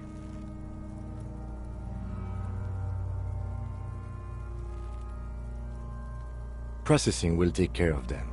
With the situation in the morgue, it will yield nothing. But we must pick our fights.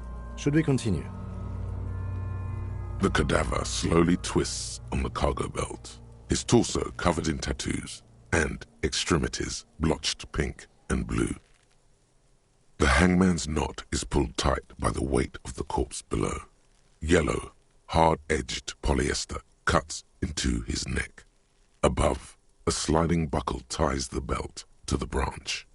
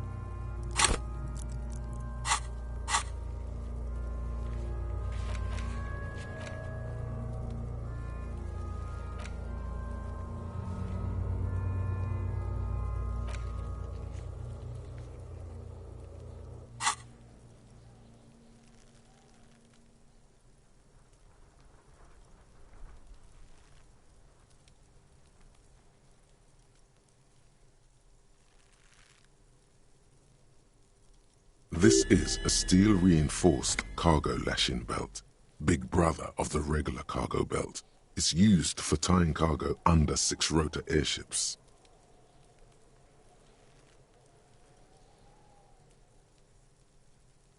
Airlifting. I thought it was used on lorries for strapping cargo to them.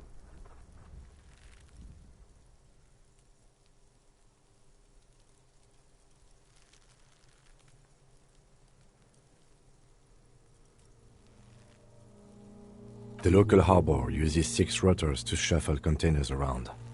I get the sense they use whatever was on hand without paying much attention to not incriminating themselves.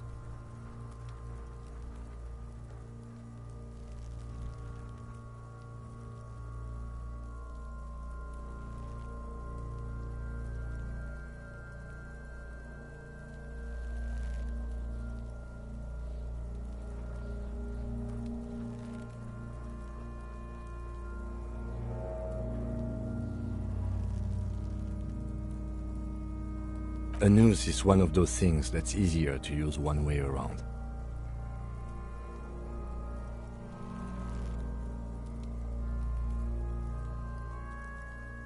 That ladder can't carry a grown man. I didn't see any splintering either, did you?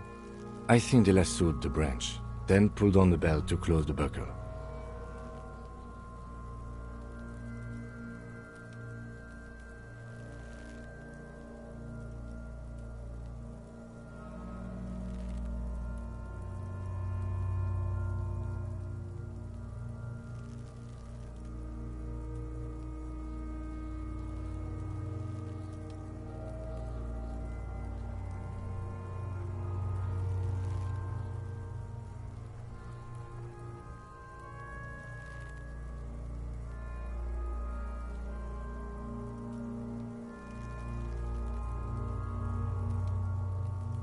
Could be. The shape of the branch supports the theory. I was afraid it would be. Thin steel wiring, parallel strands. This makes getting him down more problematic than I had assumed. The brief suggested as much, politically motivated by the ongoing strike. Did you not get a briefing?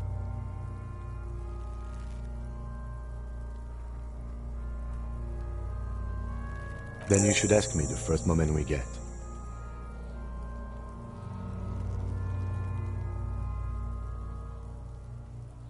The cadaver hangs from the cargo belt, limbs limp and torso covered in tattoos. An intricate web of blue lines stretches across the torso, from the right shoulder to the solar plexus. Each time they intersect, a small white star is formed in their crossing. Hundreds of fading asterisks riddle his skin. Their concentration is highest around his heart.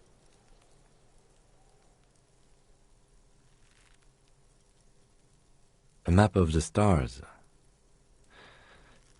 I do see some similarity to astronomical charts. Great century Messinian, maybe. But this seems more particular. As if someone left out most of the night sky, filtering it through personal choice. The principle of this filter remains unknown to you. The thought dissipates, and you feel as though you were only half right.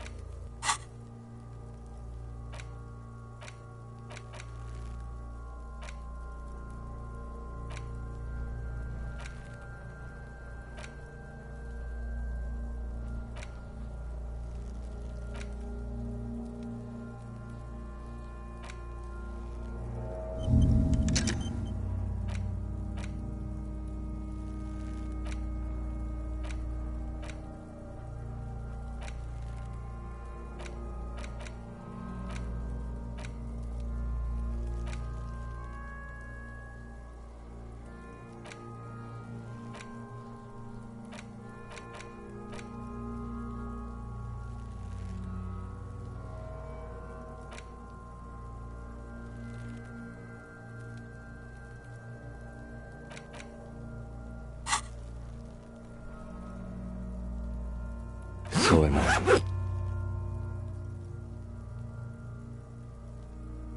He wears a wide leather belt around his waist and a gun holster under his arm.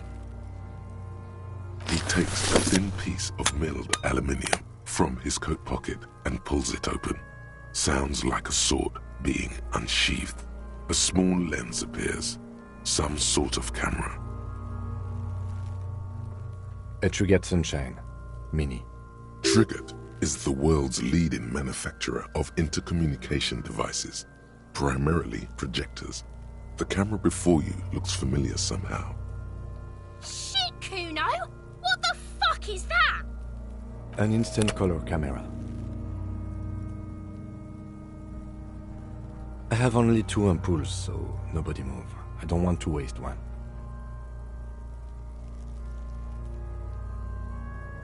A sound, a shrill flash, followed by the breaking of a small ampoule of glass. You see streams of color pour onto the thick, glossy piece of paper, rolling out. In case we need it.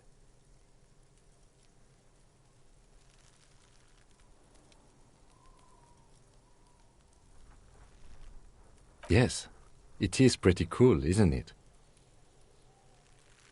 There is only one ampoule left. Use it wisely. It contains insight to the victim's person. By his build, I'd say this was a man of physical violence. The story he wanted his body to tell was important to him. It is his letter, to us. Someone should decipher it. We'll need to show it around. Sure, just don't lose it.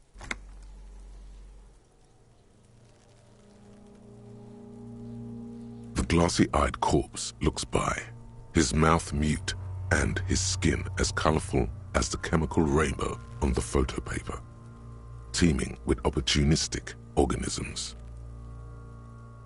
His eyes are milky white and blind to the world, protruding comically from their sockets. There is no one home, just subaquatic terrors there. These eyes used to be blue, baby blue. Dark brown hair grows on his head. His face is ready to explode from the organic processes inside. The death's head grin has passed. What remains is an unrecognizable mess.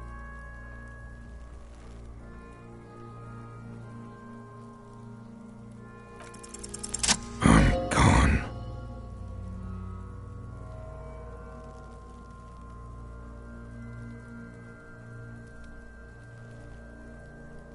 I'm a joke. Look at me. A killer. A motherfucker. And a killer. Go ahead, Gobbo. Into the wild pale yonder. In the past, way out in the west. What do you mean? It's the power of your imagination. Go ahead, ask me more questions. You fucking love questions. Because you're a copperoonie. Look at all of them go. Do you want more questions? Here you go, you loony. Fuck no. You're no Rooney.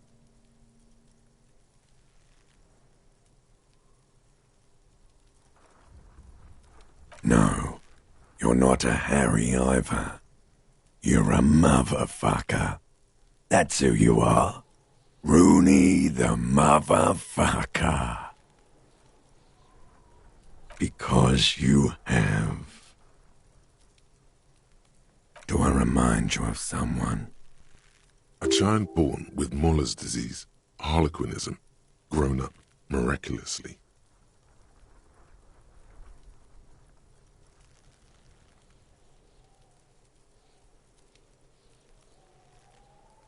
You sure I got out of that one, Coppellini?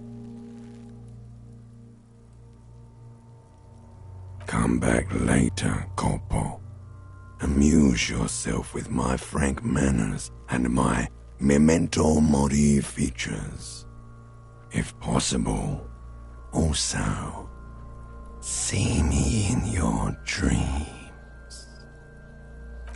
As you narrow your eyes, the monster before you blurs into a violent mess of green and pink.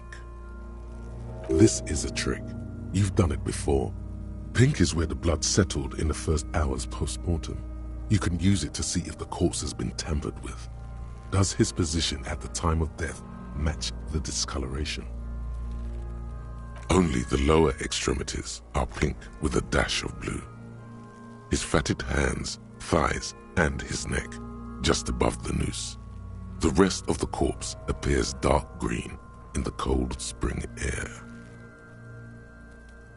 I see it. His neck too. The lividity goes right up his chin. We have good, well-pronounced discoloration here. The monster comes back into focus, an explosion of color, coursing with dark marbled veins. His stomach appears pregnant with something.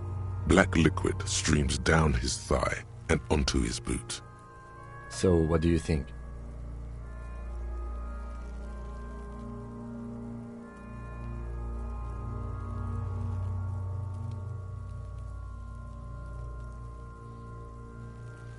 Agreed, especially on the neck. The belt acted like a tourniquet, keeping the blood in his head. The hypostasis supports a hanging. You would still like the hypostasis marks in the neck to be a bit more pronounced.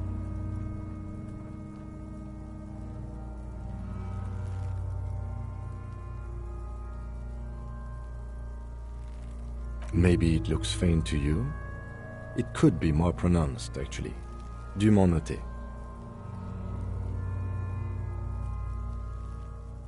There's always a chance. We should check for ligament marks on his neck to see if they're in tune with the belt. We'll have to get him down first. I do. Most of them are post-mortem. Maybe even all of them. The delinquents have made our jobs harder with their little sport. Stop talking in riddles, coin slot. It means you fucked him up good, Kuno. Fucked him up brutal-like. I agree. His personality is no longer a part of the world. Totally dead.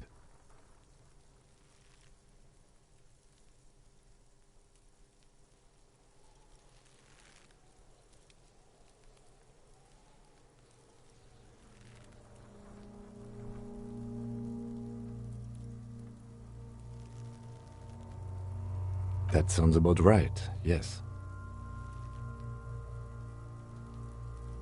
A pool of blood and feces has eaten into the frozen mud below the man's feet. Purge liquid is dripping into it, drop by drop. The victim appears to have contained no more than half a kilogram of digestion at the time of death. The fuck he's saying? Talking about shit.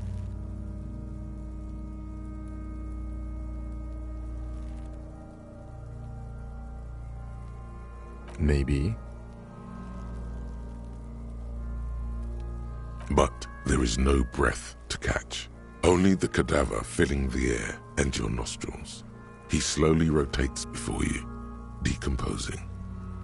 Are you sure we finished the preliminary examination of the cadaver?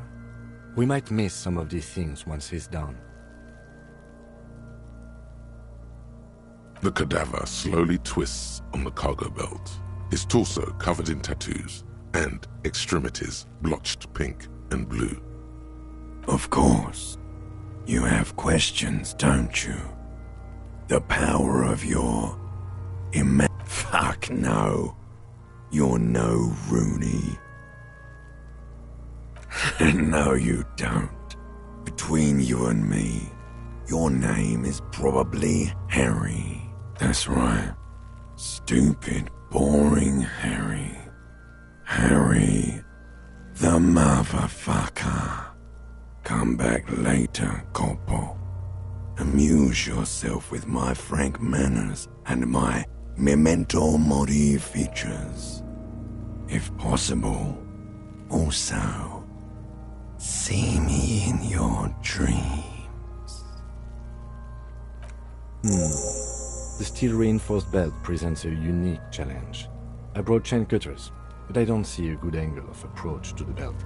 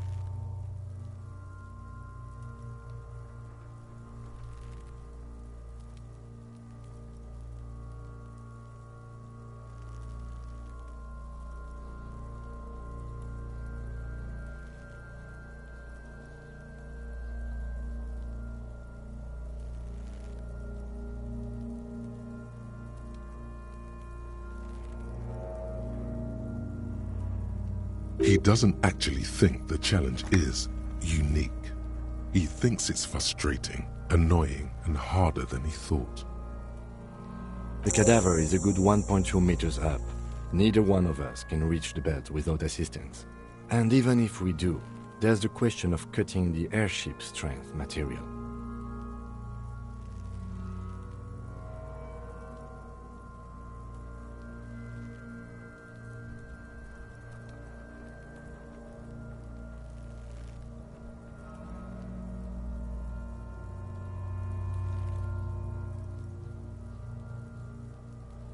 Climb up there and saw the branch? There has to be a less risky way, with less falling down of trees. Yeah! Bang bang time, pig! Shoot his head off! How? Where the buckle ties the rope to the branch, that's a good spot to aim.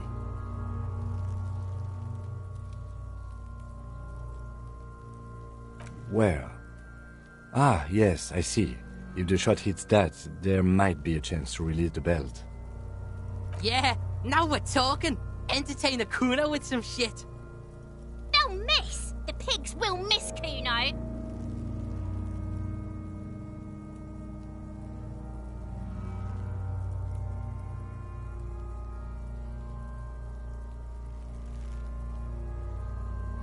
Silence. With his elbow sharp, the lieutenant unzips his jacket and produces a lightweight firearm. He drops a paper cartridge in the barrel, separates the scouring stick, and gives the cartridge 5 tucks, securing it in place. That's a Kiel A9090 Armistice, mass-produced muzzle-loader, ascetic, frugal, one of the most common firearms in the world.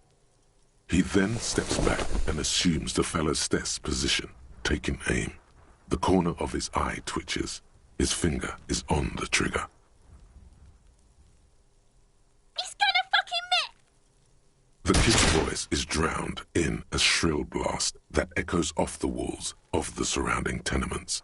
A cloud of smoke slowly parts in the air as the lieutenant steps back and says to himself, God damn it. A lot of things were wrong with that shot.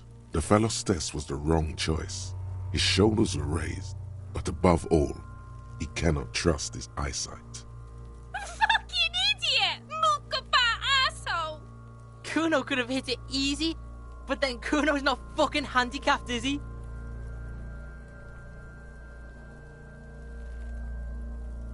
Kuno's sorry too. Kuno feels sorry for the Beano Clad. The lieutenant doesn't say a word, just looks at the gun in his hand. No, we are lucky as it is. We didn't break anything, and the victim remains uncompromised. Any more mistakes could put us in an unfortunate position with the locals. We have eyes on us. I didn't do us any favors with that. I have to say, it's beginning to look unlikely we can get him down without assistance. You know, you don't feel like too bad of a shot yourself.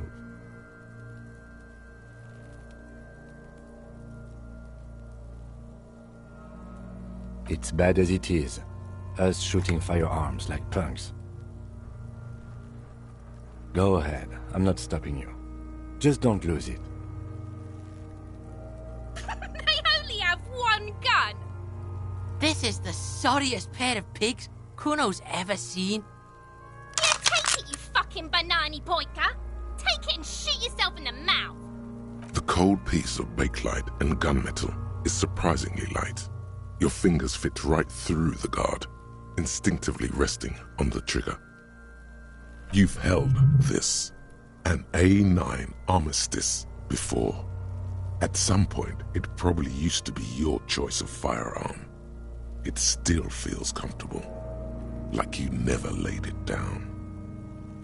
The fuck are you waiting for, Kuno? Tell him to shoot himself in the mouth! The buckle comes into focus in your sights. You stand with your feet planted firmly in the ground and your left hand supporting your gun arm. Why don't you just shoot yourself in your mouth? At least you won't miss.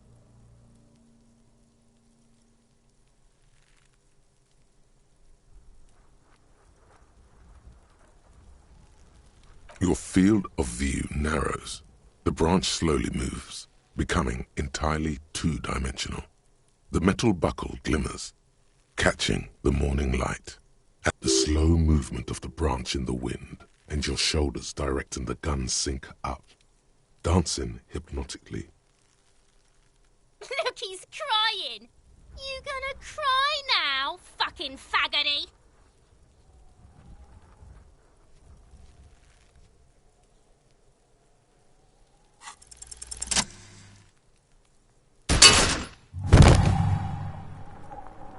The buckle explodes into tiny pieces, coming loose with a whir.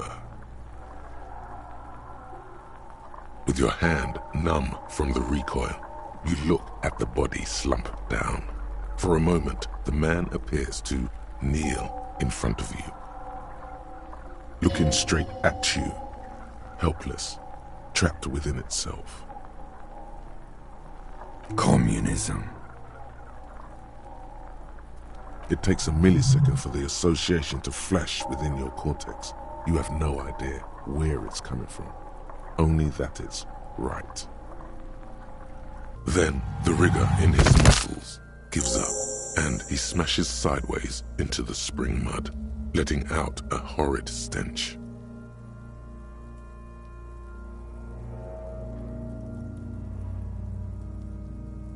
Ace is high. The Ace is High, a custom invented by the aerostatic brigades during the revolution, is used to celebrate success in Revachol, especially in sports. The gesture is spread across the world, despite the defeat of the revolutionaries themselves. You could add an Ace's Low to it, if you like, by turning your back after the high and waiting for another.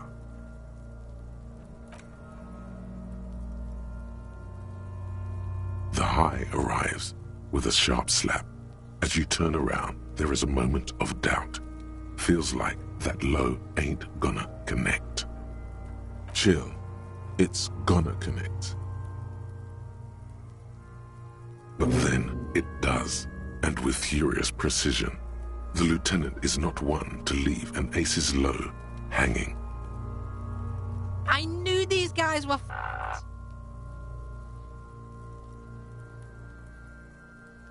We will perform a field autopsy and determine the cause of death. But before... Excuse me.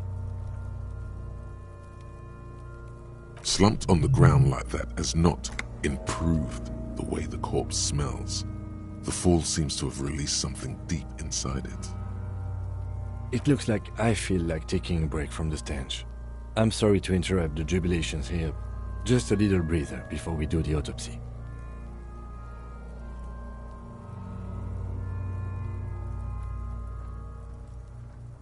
Yes, the 4 phases of a murder scene. 1. Investigation of the scene. I can't say I'm fully satisfied with that part. We should search for prints, maybe. 2. Initial examination of the victim. We were exhaustive in our efforts there. Good job. 3. Field autopsy. This will not be pleasant or easy, and it will have to be performed on the scene. The fuck are they on about?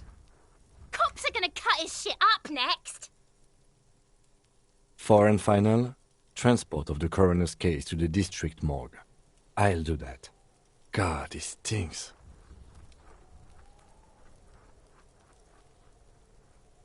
No, you and I are detectives. The honorary rank of detective signifies our ability to handle the entire incident chain. From crime scene to autopsy to cleanup, we do it all. An honor and a burden attached to your rank. Mine is Lieutenant Detective, unfortunately. I can't tell you how tired I am of this corpse. With shooting like that? Of course you are. Your station would not have assigned you to this case otherwise. In the meantime, we should locate the representative of the logistics company. My preliminary information suggests the Wild Pines have sent a strike negotiator to wrangle back control from the union. I bet she has a fresh perspective to offer us. Since we've already talked to Evrart in the harbor, that interview is done, for better or for worse. Yes. And those were the interviewees. Let's go.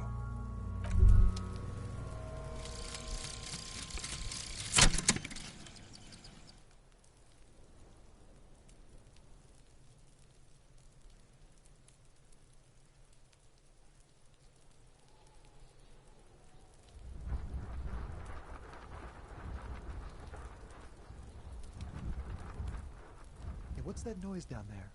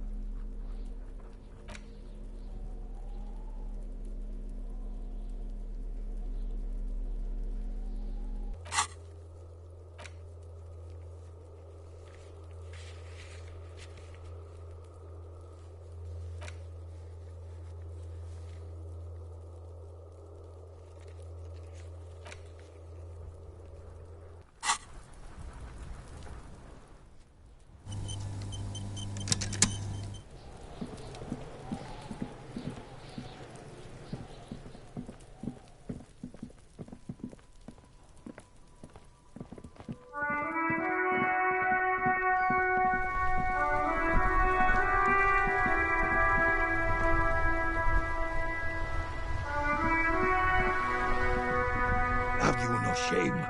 Whining about your back every time you bring out the measuring tape.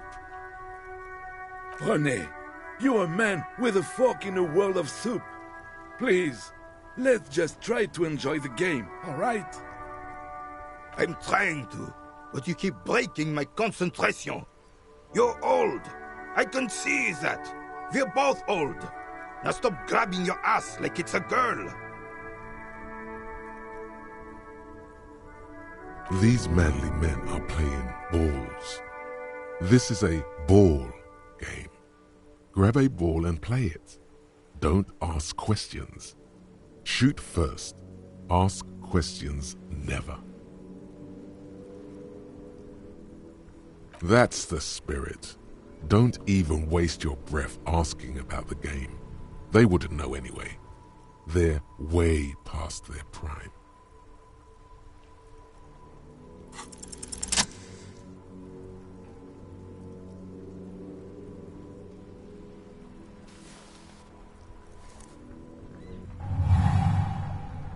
You are immediately surprised by the ball's lack of weight. No matter, you'll make it work. The cold metal ball is surprisingly smooth against your neck. It has a pattern on it, probably a sponsored ball. Yours would only be covered with bumps of learning and scars of victory. Already your muscles are adjusting to the weight, the nervous system calibrating, until you and the ball have merged into a single entity. The man ball is ready. A chilly breeze ruffles your hair as you stand there, feet firmly planted. All sounds, smells, even the wind, everything fades until the only thing left is the union of man and ball. An embodiment of pure motion, a fine-tuned locomotor running at maximum efficiency.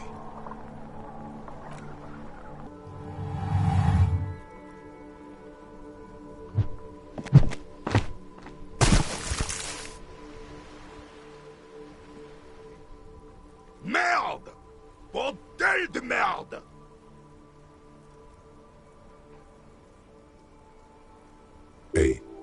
Whorehouse of shit? It wasn't whorehouse of shit. The shot was at least 23 meters, probably 24, and then some. Nothing to be embarrassed about. What the hell is your problem? You vandalized our game, son! We can't play pétanque with 5 bull!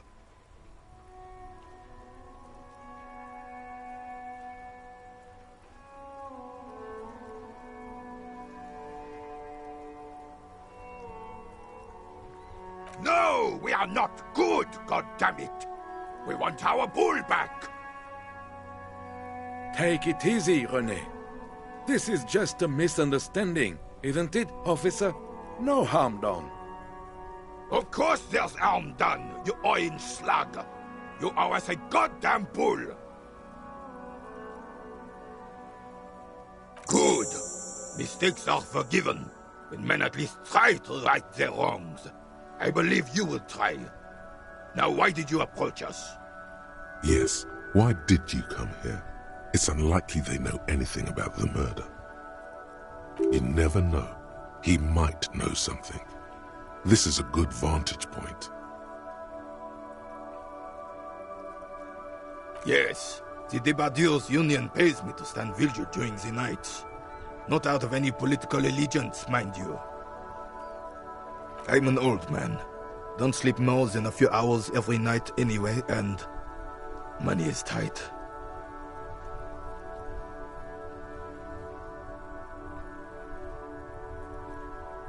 Yes, it does. Unfortunately, I wasn't working that night. Been on a 2-week leave since last Monday.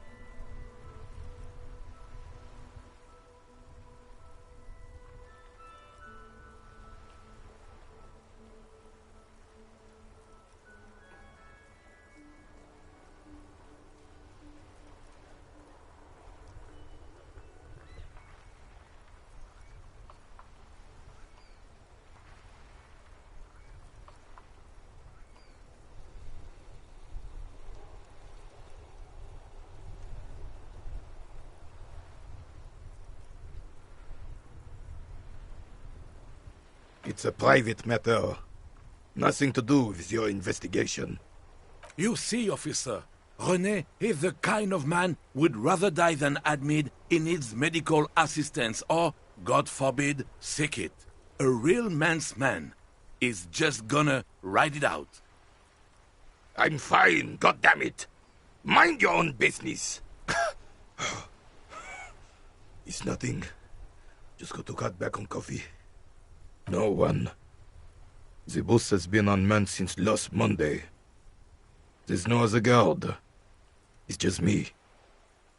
No one has been guarding the container yard since last Monday? Yes. It's not actually an issue. I mean... Look, officer. The container yard doesn't actually need a guardsman. Never had one before René. Monsieur Claire had that booth built specially for him. It's mostly decorative. The possibility of someone being in there is enough to discourage any ill-minded individuals. Evrard created this job for René because he knows the Royal Carabiniers' pension of honor and PTSD isn't something a man can live off. A decorated Kingsman collecting tear reflects bad on the whole neighborhood. His words.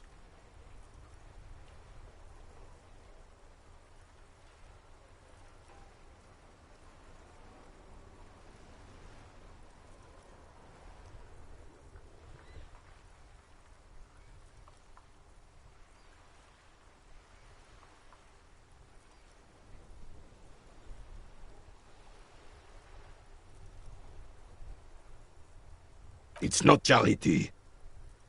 Not to me.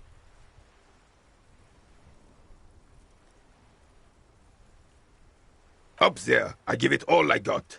I earned my keep. But you're right, officer. There is no middle ground. It's do or die. Something about him has changed. He's calmer somehow. She is nobody. This is none of your concern, and I refuse to discuss my private affairs with the RCM. The lady is Jeanne-Marie Beaulieu, and she sure as hell wasn't a nobody. Yes. Like I said, it would be up anyway, so might as well keep an eye out. It keeps my senses sharp.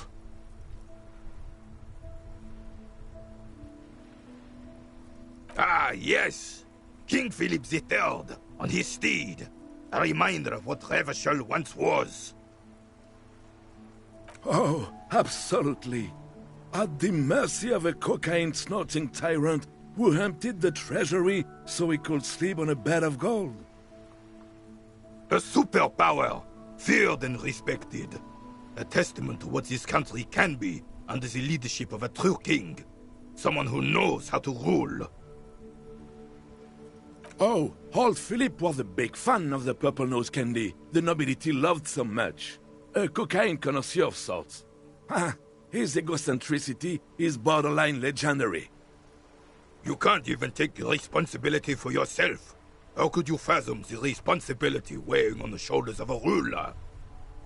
That's why the Philippian kings use cocaine, for clarity of vision, to aid in their work. Regnum cocainum. Revachol's finest years. Of course. Clarity of vision. Awareness. Philip III was even brought into this world with the help of cocaine. The court made him administer the dose to his mother when she was in labor. And it is well known that with the help of cocaine, only the purest, of course, he was able to connect with higher realms. He's just making excuses for the king's habits, isn't he?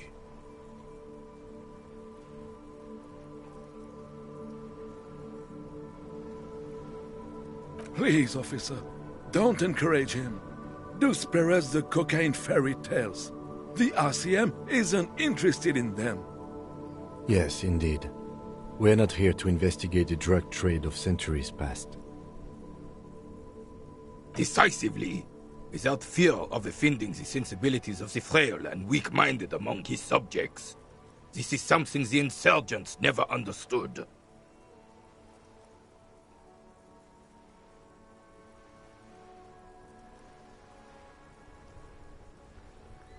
A nation is only as strong as its leader.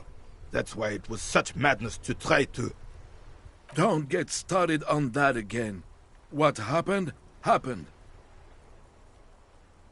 The Carabiner doesn't reply, but his entire being communicates unbreakable resolve. Right.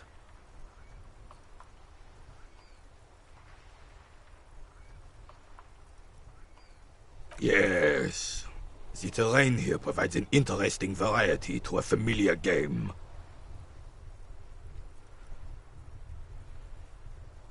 No. It was left by heavy artillery fire. Why what? Because that's what happens when communards hijack your country, execute your supreme leadership, and turn your capital into a slaughterhouse. You use heavy ordnance to clean up your home. Commies, communists, socialists, anarchists, call them what you like. They just chose the name to feel special. Senseless sentimentality. Sadly, no. It was the foreigners who brought them to their knees. We fought valiantly. Too valiantly. So valiantly we got licked. Should have fought dirty, like they did with their suicide sex cult propaganda and mad anarchist women strapped to shrapnel bombs. We didn't, though, and we lacked caliber. God bless him, but the suzerain's cannons simply weren't big enough. It was probably a bit more complicated than that.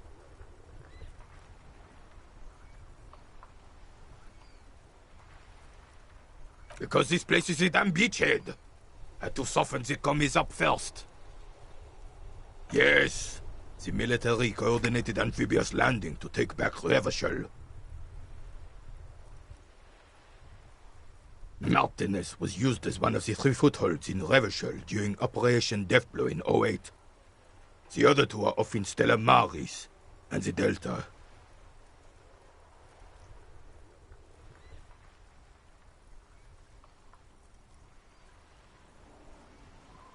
This here is Blood Ground, where Coalition boots first made landfall and cleaned those rabid dogs out. Most likely, we're playing pétanque on their mangled corpses. Blood Ground. You got old René going there. Like he isn't hungry enough already. Damn right, son. They laid the fire of hell on this city before they stormed it. And it worked, too.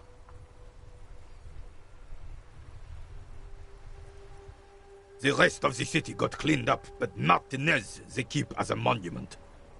And now the Union Socialists are practically running the place.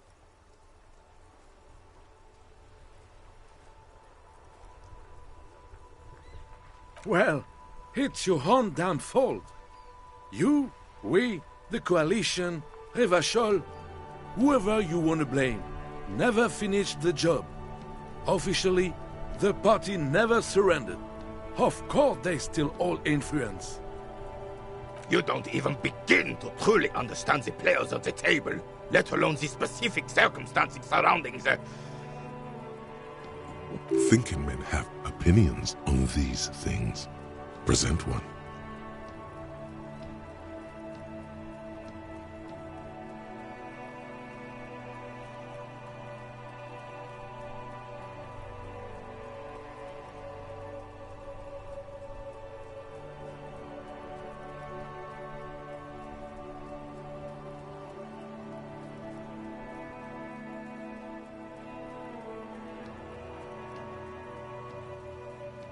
No, they don't. But I'm sorry it had to be the Coalition. After 8 years of fighting rabid commies, boiling cats for food and drinking piss in the mountains, I would have preferred if the Right Honorable King Guillaume returned through Revachol, or even if that damn clan Frissel had risen from the grave and led us. Sadly, that was not the case. Instead, all that is just, holy, and beautiful in the world was wiped away, and now it's neon signs with toothpaste ads everywhere. Foreign influence peddling garbage and stupid music on the radio. This is just what the commies wanted. This was the plan all along.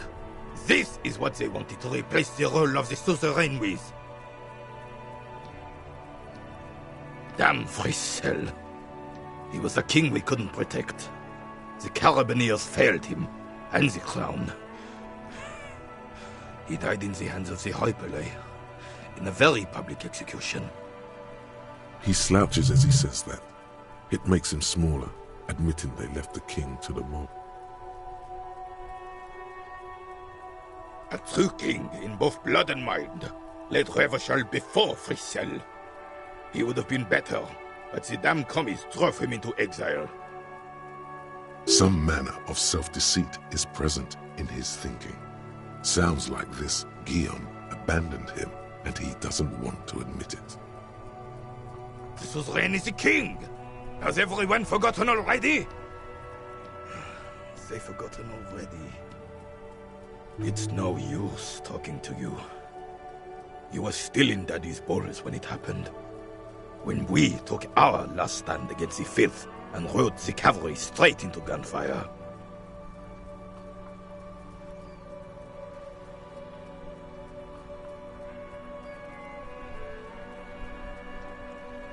Unfortunately, I don't.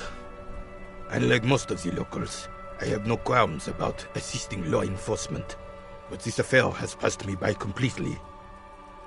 In Martinez, the Union is the law. So can you really blame them?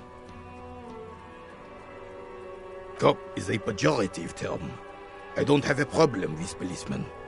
On the contrary, I admire the effort to bring order to our streets. He doesn't know about the crime. Your time is better spent discussing politics. I'm confident they are indispensable in regard to all the paperwork and other administrative duties. But you must agree that nature, in her infinite wisdom, has made men more fit to perform certain, more challenging tasks. Don't you, officer? No reason to even feel bad about that. It's just the way of the animal kingdom. All you observe is a veteran refusing to let go of the past and his old uniform. This is the uniform of the Royal Carabiniers in service of Frissel I, Guillaume le Lion, and the valiant King Philip V before him. Don't you mean Frissel the Fan? You do not speak his name, Craven, although he was a clown. But he was our clown, ours to ridicule and to mourn. There's something you missed. You'll get to it. Don't worry.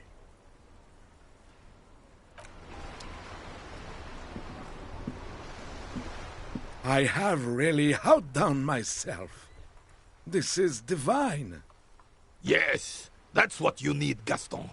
More padding on that fat arse of yours. I hope your heart gives out.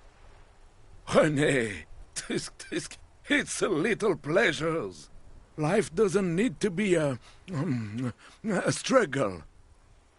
Hello, officer. How might I be of assistance on this fine day? Oh, sweet Jenny. She was the finest woman in all of Revachol. Maybe the entire world. Do not defile her memory, Gaston. Let her rest in peace.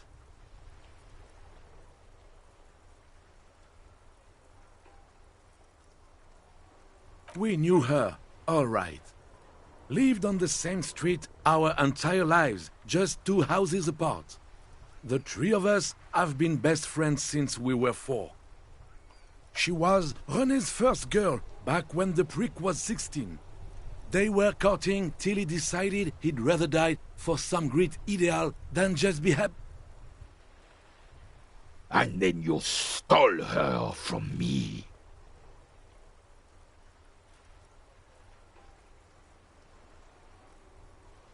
Well, technically, you stole her from me, because we'd been pretty close ever since you two had that falling out over the ink you spilled over her pretty yellow dress.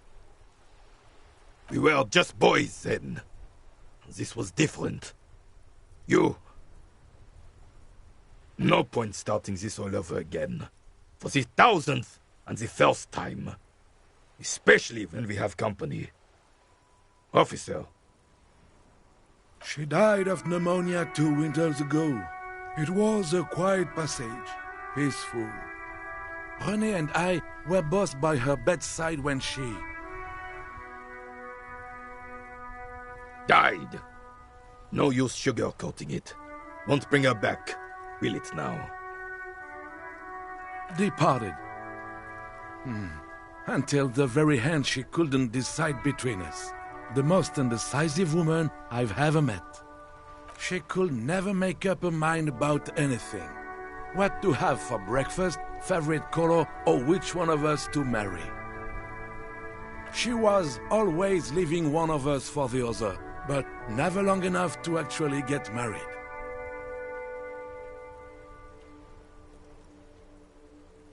Heck, technically, we're both still engaged to her.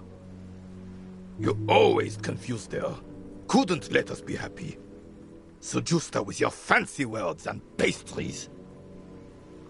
He suddenly remembers you are still there. Falls silent and turns away. Of course, officer. Memories are all we have left.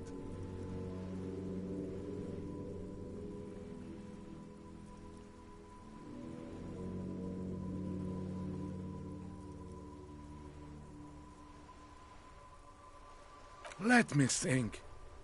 I heard someone was hanged and left on a tree for a week. But that's all I know, really.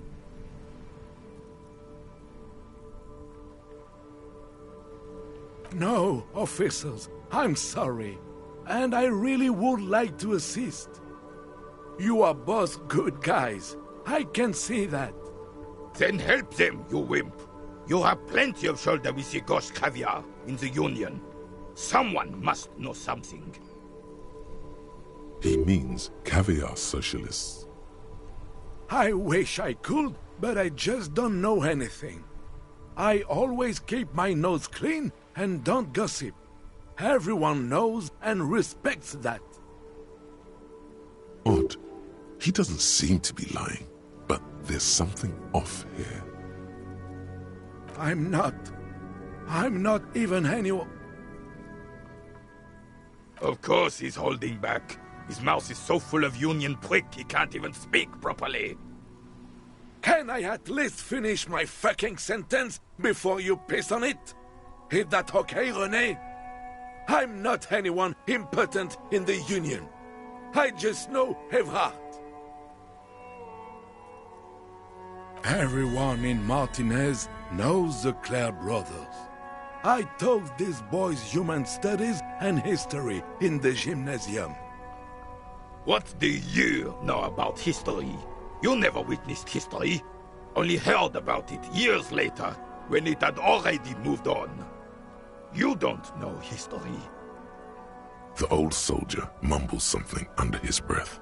There he stands, proud, rigid and alone, like a cracking marble statue. Let's try not to get caught in a crossfire. Oh, in many ways, yes. Like an honorary member. I attend meetings and parties, help with little things. Evrard, Edgar, and the older debarders all know me. Oh, yes. Not in the technical sense. I don't have a vote or a membership card, but Evrard keeps me on the payroll, just for the little things. So that's what it was before. Him hiding something. He tries to make it look like he's a big deal in the Union, and now the illusion is disintegrating before your and René's eyes. He doesn't know anything, because no one tells him anything. He's an outsider. Of course he's not a member. He's not a member of anything. I knew that. He's a Weservein. Turns to where the wind blows and tries to look important. I hate the socialist rabble, but even siding with them is better than living your entire life on the fence. Never committing to anything. Pick a damn side already. Writing work mostly. Occasionally, he needs something written, and I happen to have a way with words, people say. Oh, nothing official, I assure you. Just essays for the newspapers. About Martinez and how things are and how they could be. Evrard and I have these long talks where... Well, he tells his little pen man exactly what to say. It's commie propaganda, plain and simple. You should be ashamed of yourself. I don't even consider myself a regular socialist. Politics is not really something I involve myself in, officer.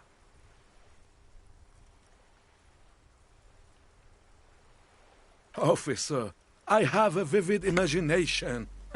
And like I said, I have a way with words. That's enough. No need to sink into politics. He just fluffs it up. Of course. Don't sink into anything. Don't sink into any fight. Only sink into your couch.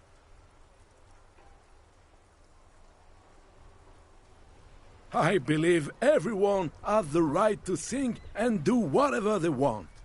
Even if it's nothing at all. I'm very adaptable. Oh, mon Dieu.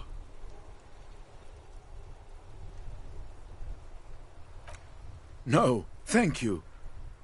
For being consummate professionals, you'll have this case wrapped up in no time. I'm sorry, officer, but I really don't share food. Nothing personal, it's just a principle. The only one you have. The sandwich looks like a culinary wonder. Well made and abundant in components. The author sure knew their craft. In addition to the obvious slice of ham, a fat one, you notice a brim of a tomato peeking from below. And is that mayonnaise? Believe me, officer, I wish I could help you, but I need this sandwich to keep my blood sugar stable. In my age, you need to pay attention to these things.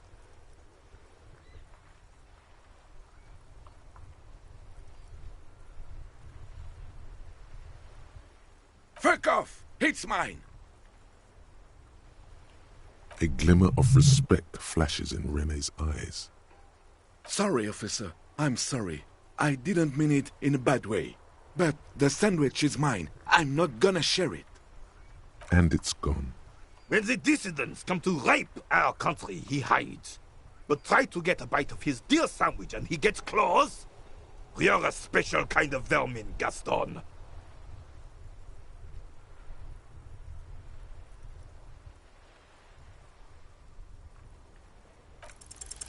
All right, this is how we're gonna do it.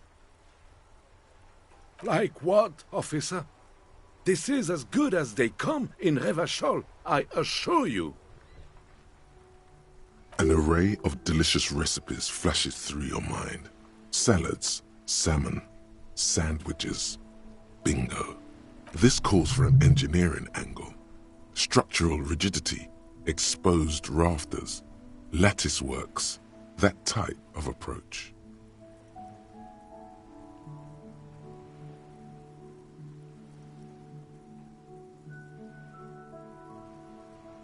Mon Dieu, that is an excellent idea. That would virtually negate the component loss. Ce serait délicieux! Can you make that sandwich, officer?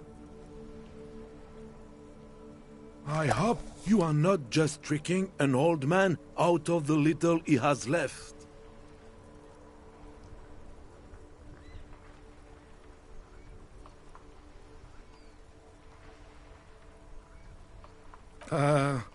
Okay. Sure. I'm not worried. We're here all the time, every day. Impossible to miss us, officer. He looks worried.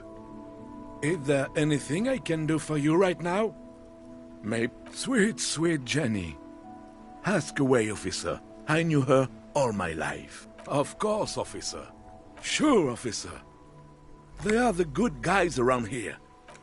No, thank you. For being consummate professionals, you'll have this... Advanced race theory. Everything is calm in the eye of the race storm. Your mind is lucid and bright. The mind-bending phylogenetics appear more distant and, to be fair, a little ridiculous. The great race mystery has cleared up. All that's left to do is verbalize your thoughts. Go and talk to Measurehead about your new...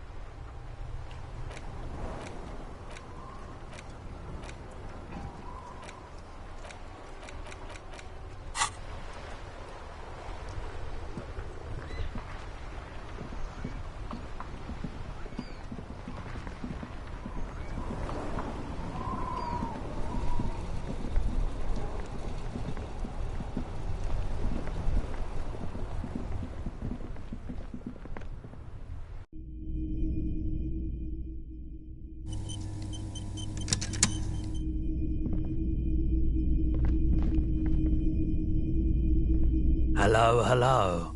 Let me know if I can help. Of course.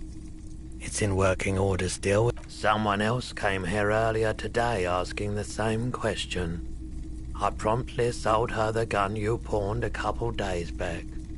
This is a pawn shop, and it did feel as if you've met before. Oh God. The lieutenant shifts from one foot to another. Alert.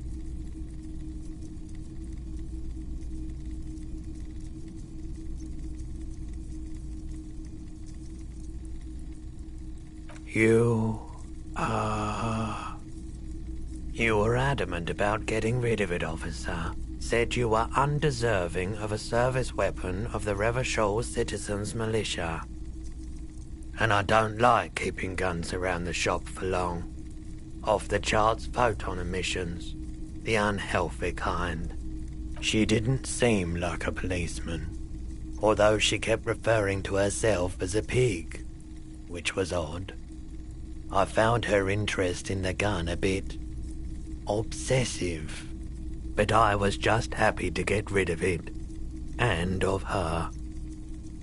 Truth be told, she was terrifying. Right, so let me get this right. You sold your sidearm, issued by the Citizens Militia, and now a civilian is running around the streets of Martinez with it?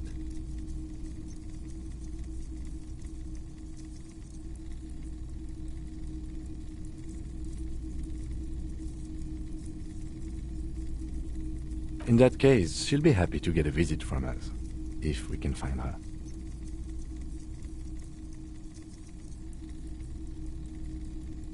My apologies, officer, but I have no idea where she was coming from, or where she went. A needle in a haystack. There is nothing you can do about it right now. You'll just have to hope Everard wasn't lying, and the Union can track her down in time. Maybe. Shady-looking guys came in here yesterday, looking like they'd just taken off their Wild Pines overalls. They asked if I have a police weapon to sell. I told them I already sold it. They went their way. It was a trip, but you know, all sorts of people come here, asking for all sorts of things. Wait, then it might be true, Everard's claims.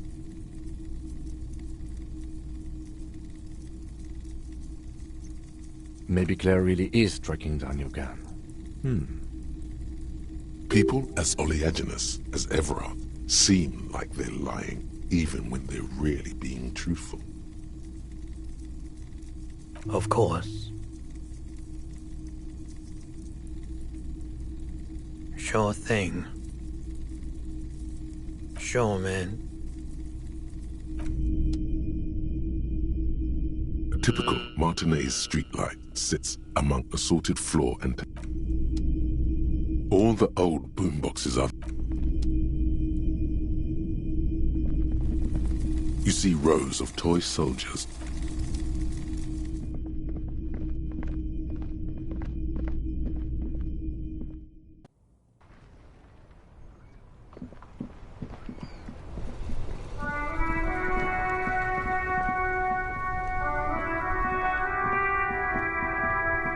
There are clothes inside. Cheap second-hand clothes, smelling of strangers' body odors. Don't be shy. These are premium class clothes. Good quality fabrics, best retro design. Save the economy with your style, officer. Save the economy? That sounds off. Haven't you heard, officer? We've got to be economically conscious. Recycle your cash, keep it in circulation. Don't buy new things. Buy eco. Look around, officer. You see all these premium goods just sitting there, not getting bought? We've got to keep the flow of goods moving. Is this really the economy we want to leave to our children?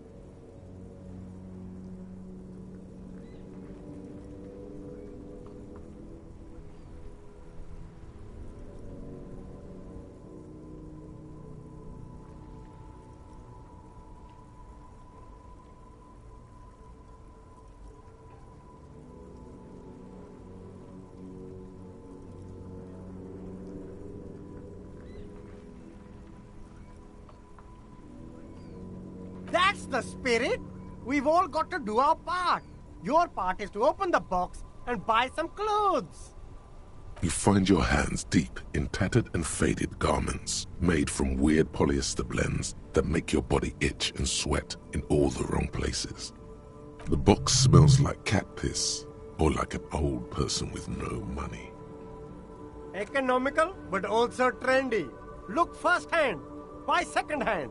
Keep the economy moving. Something cold grazes your hand. Synthetic and sleek, a windbreaker. Surf, it says, but also wind, summer, 100% waterproof, and sport. All in different typefaces. Good choice, officer. Mega sporty. And it's only $4.50 for you, sir.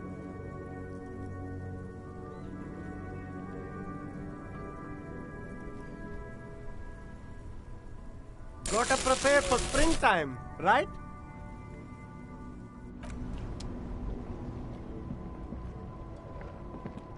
There's a pile of cheap sunglasses in a small box, a variety of shapes and colors.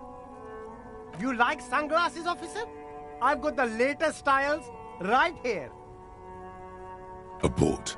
These are hideous. What's more, they don't even fit your face.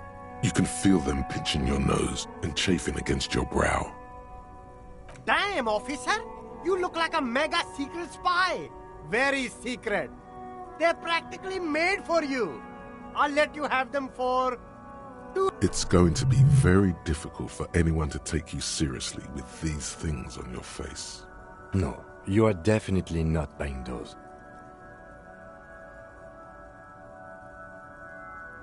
Are you sure? But they look so good on you. You should think this through, officer. These are all boring. Boring third-rate ho-hum sunglasses made of cheap Cerise plastic, the kind of plastic that melts in the sun. Those UV stickers are almost certainly just there for the show.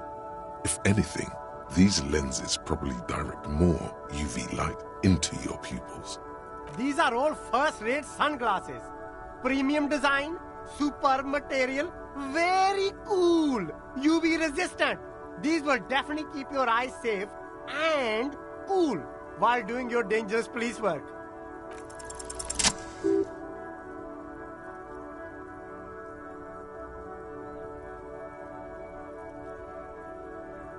Oh, very interesting choice, officer. Very high culture.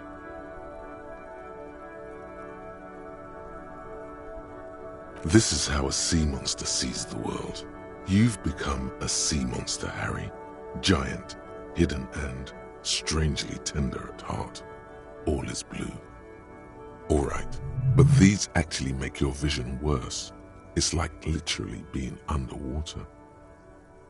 Wow, officer! You look so cool! And they can be yours for a mere 3 real. My regular customers have passed them all up because they've got no taste. But you found them. The lieutenant tilts his head and steps back, eyes narrowed in a thorough examination. You look like a musician. Like a blind musician. But you could do worse. Take them if you want.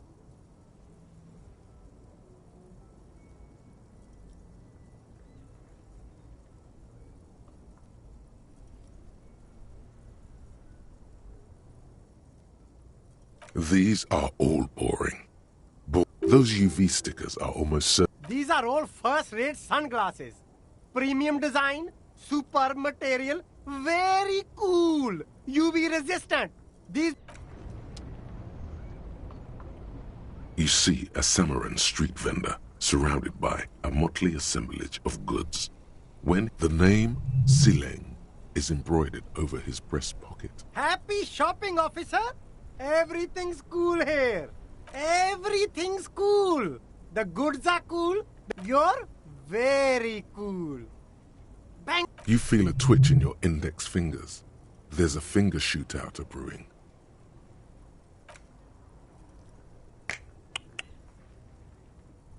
Don't shoot, officer. Have we got an arrest here or just a shakedown? Good one, officer. You're a funny guy. Now what can I do for you? Then fire away, officer.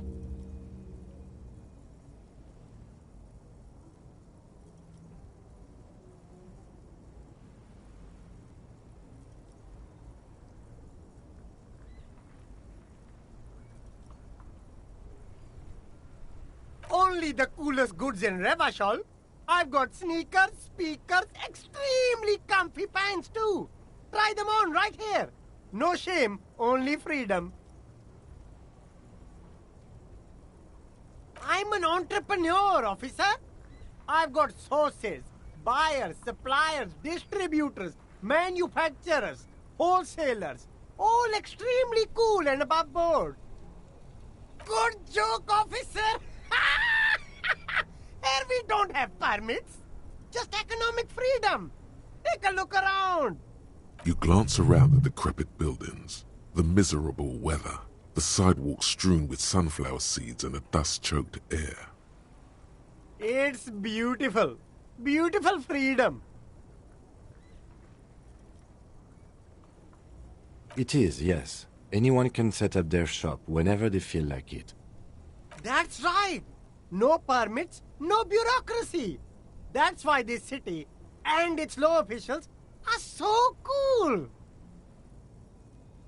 If you wanted to be cynical about it, you could say we are here to protect the interests of property holders. I am not, however. My man, officer, you make all this possible.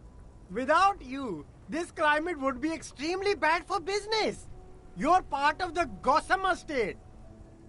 Gossamer is a fine, filmy substance consisting of cobwebs spun by small spiders, seen especially in autumn. It's safe to say he's referring to the near absence of regulations.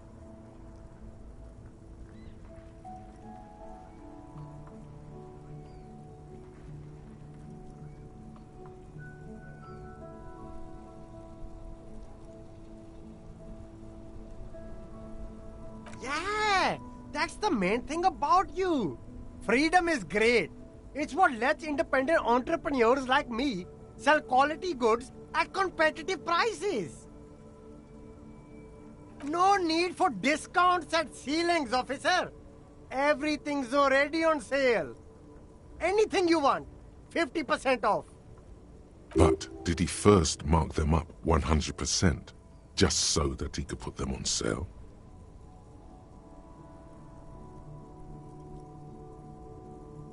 My man, you know how the game is played. You and me, we should work together. What do you think? Shake things up? Anything for you.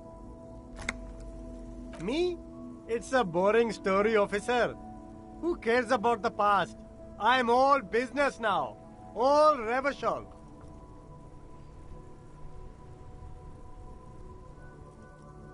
This man probably comes from Seaguy, sometimes known as the Apricot Suzerainty, an archipelago in the Samaran Isola. Apricot Suzerainty calls to mind an era when the Seaguy archipelago was colonized by Revachol. It's a bit of a slur, in other words.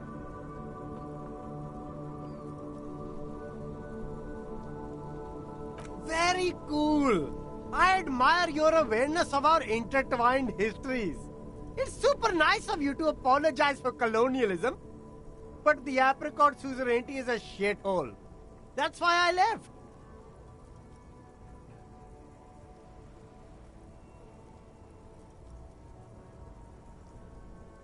If you say so, officer. I don't worry too much about politics. I'm an entrepreneur, you know. Whatever's good for business is good for me. You mean these delicious pre-packaged shelf-stable meal kits? Really easy to cook, no hassle, really cheap too. Buy some, try them out. No hassle. There's a little of a hassle here, it appears. A moral hassle.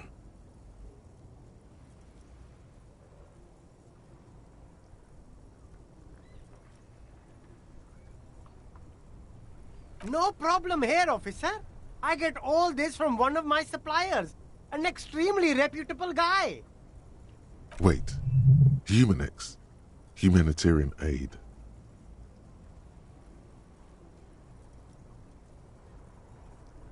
What? A convincing performance. Bravo. Look, officer, I'm just a retailer. You'd have to talk to my supplier if you got questions about the supply chain. That's how the game works. Interesting.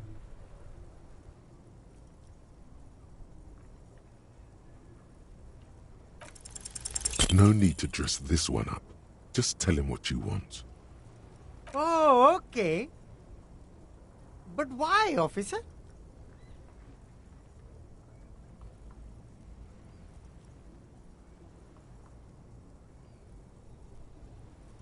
Ah, yes. Lots of cops are. Are you trying to ask for a bribe? If so, you're not doing a very good job. Sorry, detective.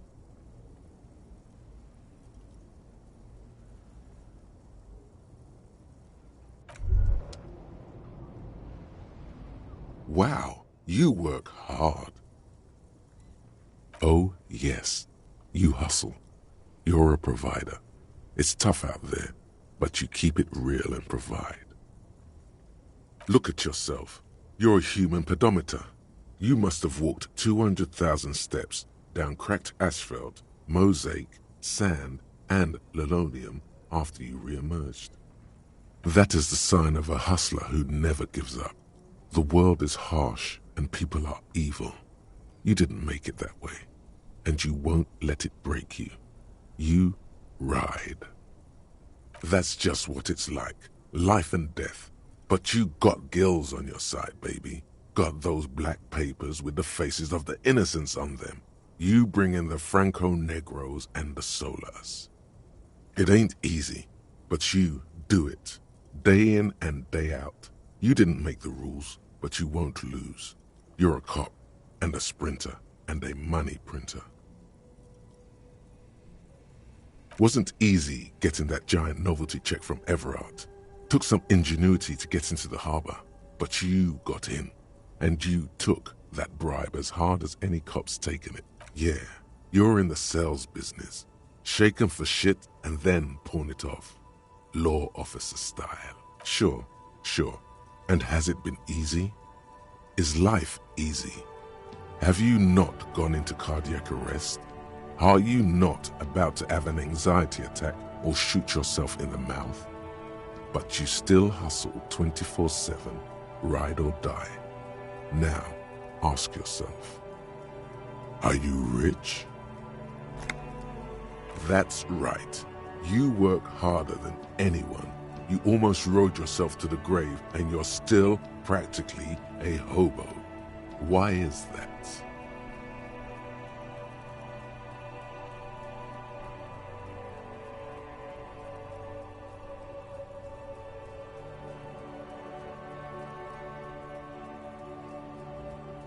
The Guardsman has set himself up one of those self-replicating money structures. You should learn from it. Don't play the victim. Think hustler. Think with your head. Boo-hoo. The system is broken. The establishment is keeping me down.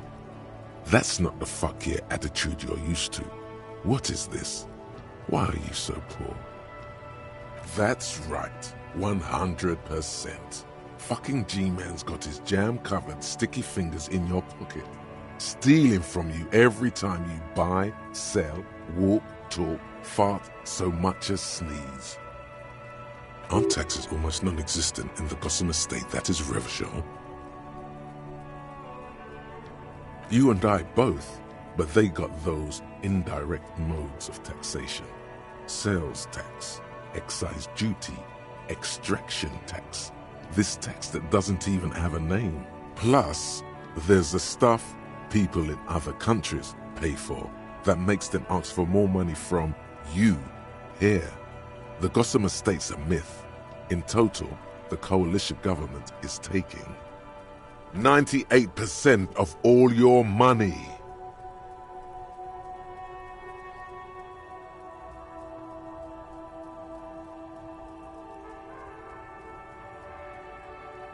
Here you go, hustler. Fight the righteous fight. Free the people. Keep it real. Keep it street. Keep foaming at the mouth furiously on the tax issue.